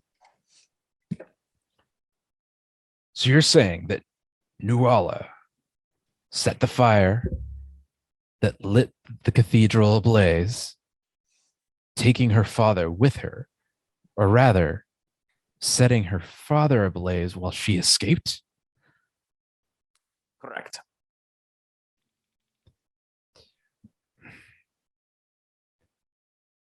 Well, yes, this paperwork, it mentions Nuala, but did you see her? Well, I don't actually. We didn't see her ourselves. No, we caught a passing glance of a white-haired lady. That's right. Plus, as much as I assume he does not want to speak, I know that the prisoner here can tell you exactly what we have told you. Go on, tell him what you know. I am no dancing monkey.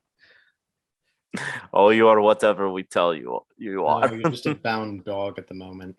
He kicks at Uchamir with one leg. Oh, that was scary. Oh, try that again next time. See what happens. I'll enjoy seeing your blood before me one day. uh, well, that is quite funny because A, that's never going to happen, and B, the only way you will ever see me again is if I decide to come pay you a visit in prison. Well, in either case, I'll see that our jailer sees to this one and see if he is so inclined to talk. As for these plans, this is worrisome. I did receive a few more men from Magnamar, but not nearly enough to combat such a threat. That brings us on to our next order of affairs. I'm going to pull the treatise we kind of drafted with flute. Bad. It's too mixed up. And just kind of put it in front of him. What's this? The goblins aren't the problem. Nuala and whatever, well, Nuala doesn't really even seem to be the architect of everything. There's something more. But whatever it is, the goblins were almost unwillingly conscripted to join into it. That is a treatise signed by their current war chief to cease hostilities with Sandpoint and open up talks for mutual cooperation and negotiation. He kind of looks at you and looks at the paper, and this Chief Lute, you've met him? We have. We know him personally. And? We can vouch that he is a good goblin. He is honorable and as unlikely as you might think his kind is. When he had the chance to cut and run and abandon us, he didn't. He willingly provided us aid throughout Top, and he's been a stalwart ally and, dare I say, a friend through this entire encounter. Absolutely. Well, this is interesting. While I myself have no vendetta against goblins, the thought that an alliance could be forged is, well, interesting, I suppose, as unlikely as it might be. But you say that this Chief Lute is someone that can be trusted. I would fight by his side again, as he would fight by our side as well. Lute is a very simple creature. He desires very little more than the simple pleasures of life. And in order to achieve those simple pleasures, he needs peace and prosperity. We were able to tell him that working with our kind would be more beneficial than continuing to raid them. Absolutely. Honestly, all the little man wants is a continuous supply of booze, food, and the occasional weapon. In addition, there are resources down there that Sandpoint won't be able to access equally through trade, so you might as well grow wealthier off of mutual cooperation.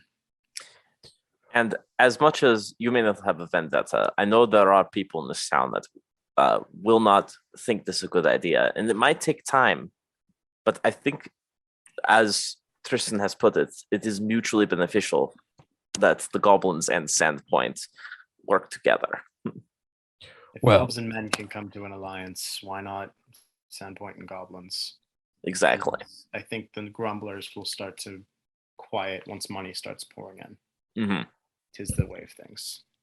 Well, ordinarily, I wouldn't consider this much of a prospect at all, but given the fact that you've vouched for this loot, perhaps there's something to be gained. However, that is not my decision to make. That will have to be made by the town council. I can certainly take this to the next meeting and see what can be done. Perhaps there's some mutual benefit that can be had, provided, of course, that the Thistletop goblins cease any hostilities against Sandpoint and its interests here and in the hinterlands. That's outlined in the treatise. Yep. And we would be more than happy to join if they are willing to hear us. We can give our own testimony that War Chief Lute is someone that the council can trust. If you require character witnesses, we are happy to stand in. Well, that will certainly be beneficial for the making of such an argument. This is somewhat unprecedented in but I'm less concerned about the whatever alliance may or agreement may come about this, and more concerned about these plans, that makes it all the more urgent. The goblin numbers have been reduced, that is true, but they have able warriors, and at this point it's probably best not to eschew any allies we can. Mm-hmm. Other than the goblins, what exactly is their fighting force at this point? That is a little unclear. We know at least a force of commandos. Mm-hmm. More like the scum that just that we just sent to the jail. Well, at least it doesn't have the hundreds, or in some of these plans, even thousands of recruits that Nuala. It's even difficult to think that she could be capable of such a thing. I knew her as a little girl along with the rest of Sandpoint, and yes, she was a little different, but I'm gonna kind of arch an eyebrow at him as if he kind of looked like, what do you know? Right, different Tau. Well, it was always widely rumored that she was blessed by Desna. She was a little finer in features than most of us. She had some natural ability at some magic and the like, and consequently she was a little she was seen as a little different than the other children, I suppose, and was judged through that. Perhaps that would be a better question for her father, Father Tobin, but he, succumbed during the fire. Know of anyone who would have known her at this age? What was that? Do you know of anyone who might have been a child around her age, maybe getting a different perspective? Well, there was tales of this boy that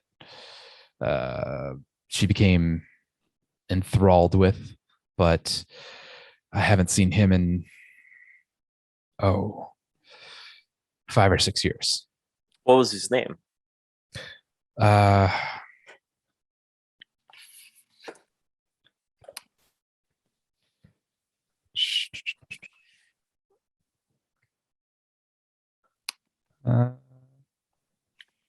Delic. Delic was his name. Delic Viscanta. Took me a moment to remember. It's been some time. Of course. Delic. Where did he go? Well, some said that he went off to seek his fortune. Others, he had some debts in town, and he was left town to evade debt collectors. The particulars are somewhat unknown to me. Sorry, guys, I'll be right back. Oh, understandable that. And there's nobody else she would have grown up alongside who still reside in Sandpoint. Maybe a tradesman's son, or Well, certainly people of her age, but to be frank, if memory serves, she wasn't the best at making friends. I think the only the only one I ever saw her with was the Delic, little Delic. little Delic. Yes, the boy she was enthralled with. Beyond that, she was a bit of a recluse, spending most of her time at the chapel. But to think that she would want such a ill to think that she would want such ill tidings on Sandpoint is it's difficult to wrap one's head around. Take it from me, Sheriff. It's difficult to remain in a place where you feel like an outsider, and harder still not to grow resentful of the place when it looks at you with nothing but disdain. Do you have experience in such matters?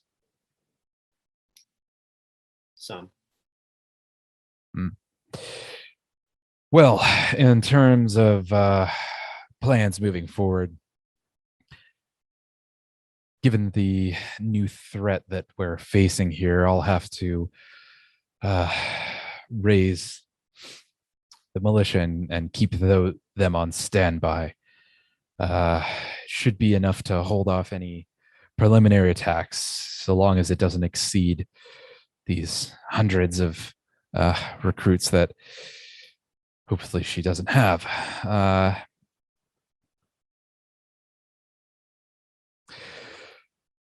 You could petition the local lords for more of a levy. Well, I've made that petition before to Magnamar. We'll have to certainly do that again. Denying her the ability to recruit from the goblin population is certainly going to be advantageous to our position, and I'll take this agreement to the council at due haste to ensure that we solidify that agreement. We need to ensure that she has no recruits allowed to her. Beyond that, you are unsure of her exact fighting force. Is that right? We had very limited time to do any more further reconnaissance. Well, it seems to me that we need more intelligence than we currently have. These plans are boast in the hundreds, but without knowing exactly what her fighting force is, it will be difficult to plan a counter offensive. We don't need to tarry in town for long. We came to, well, offshore the prisoner, maybe offshore some of the equipment and spoils we found here, and then head back to Thistletop. Is there anything that you need to ensure your speedy and swift return to Thistletop and dispose of any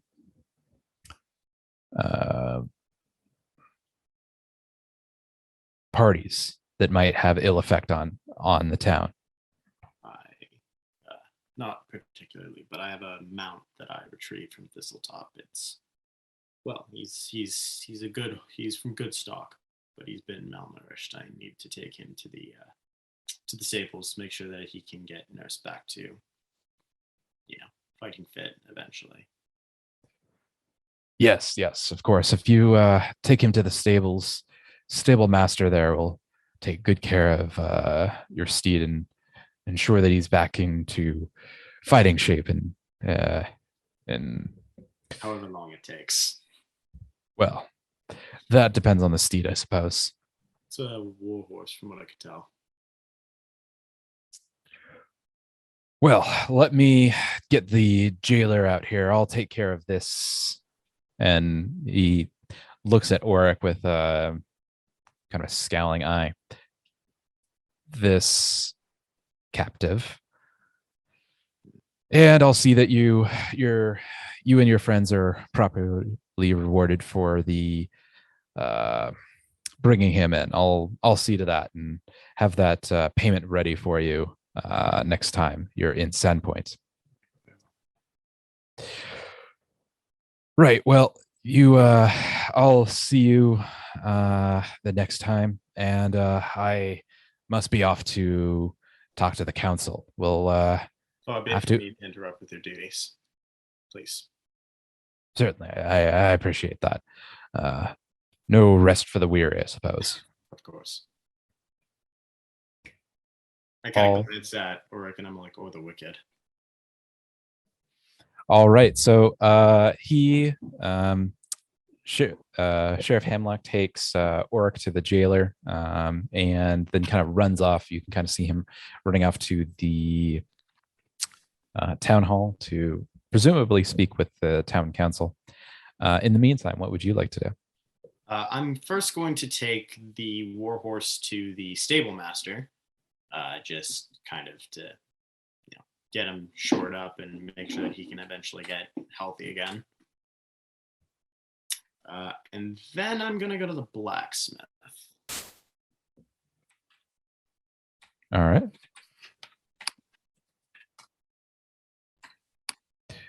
All right. So you make your way to the blacksmith.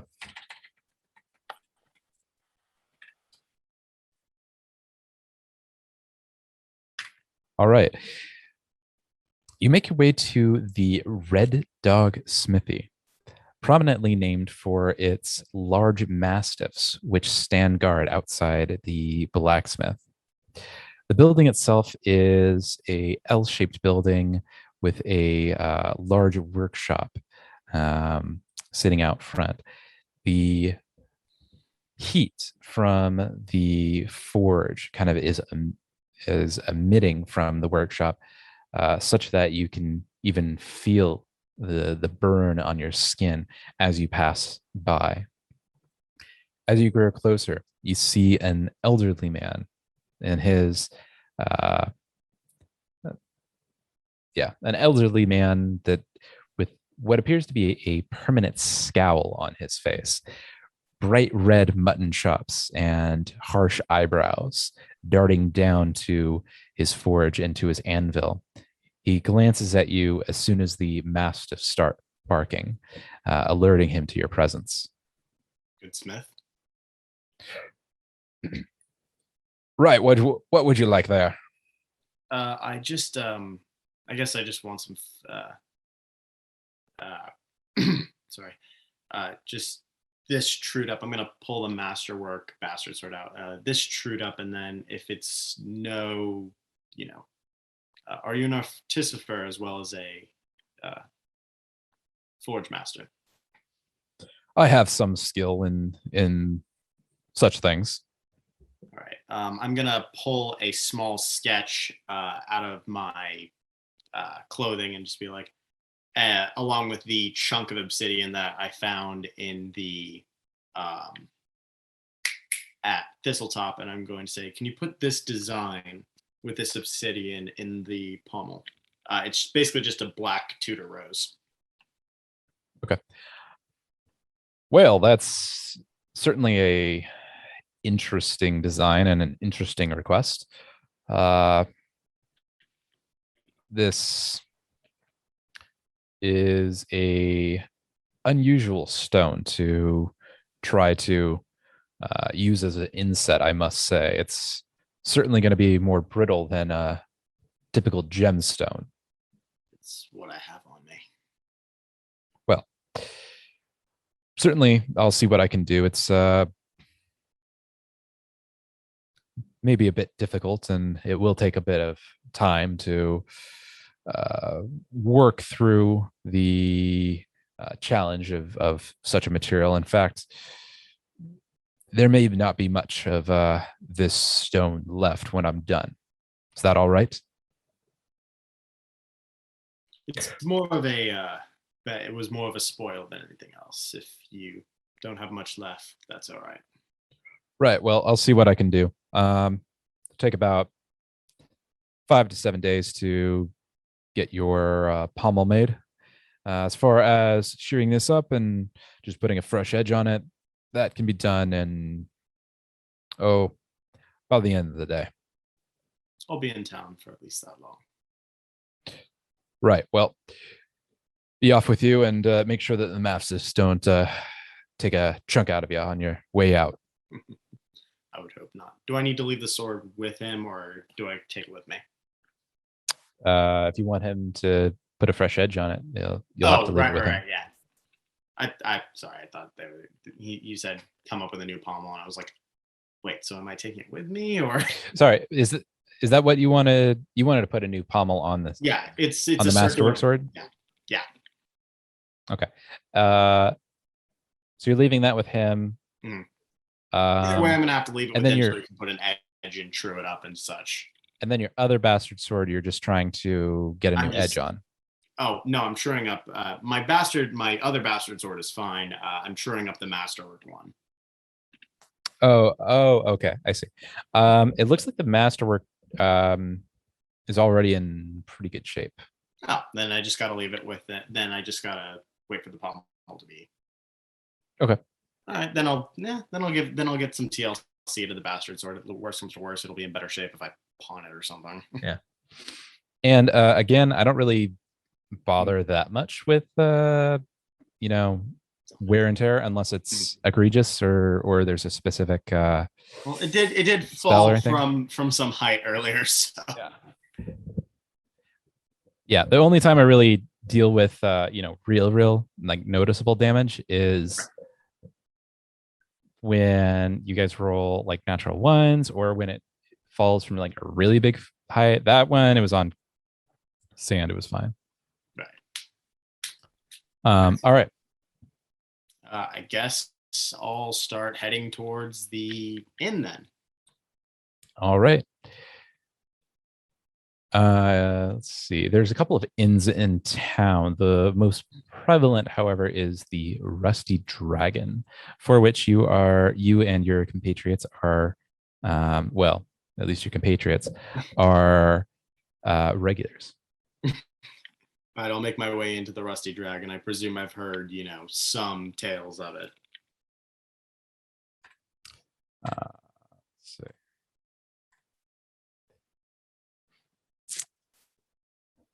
Actually, why don't we take a quick break before we make it to the Rusty Dragon?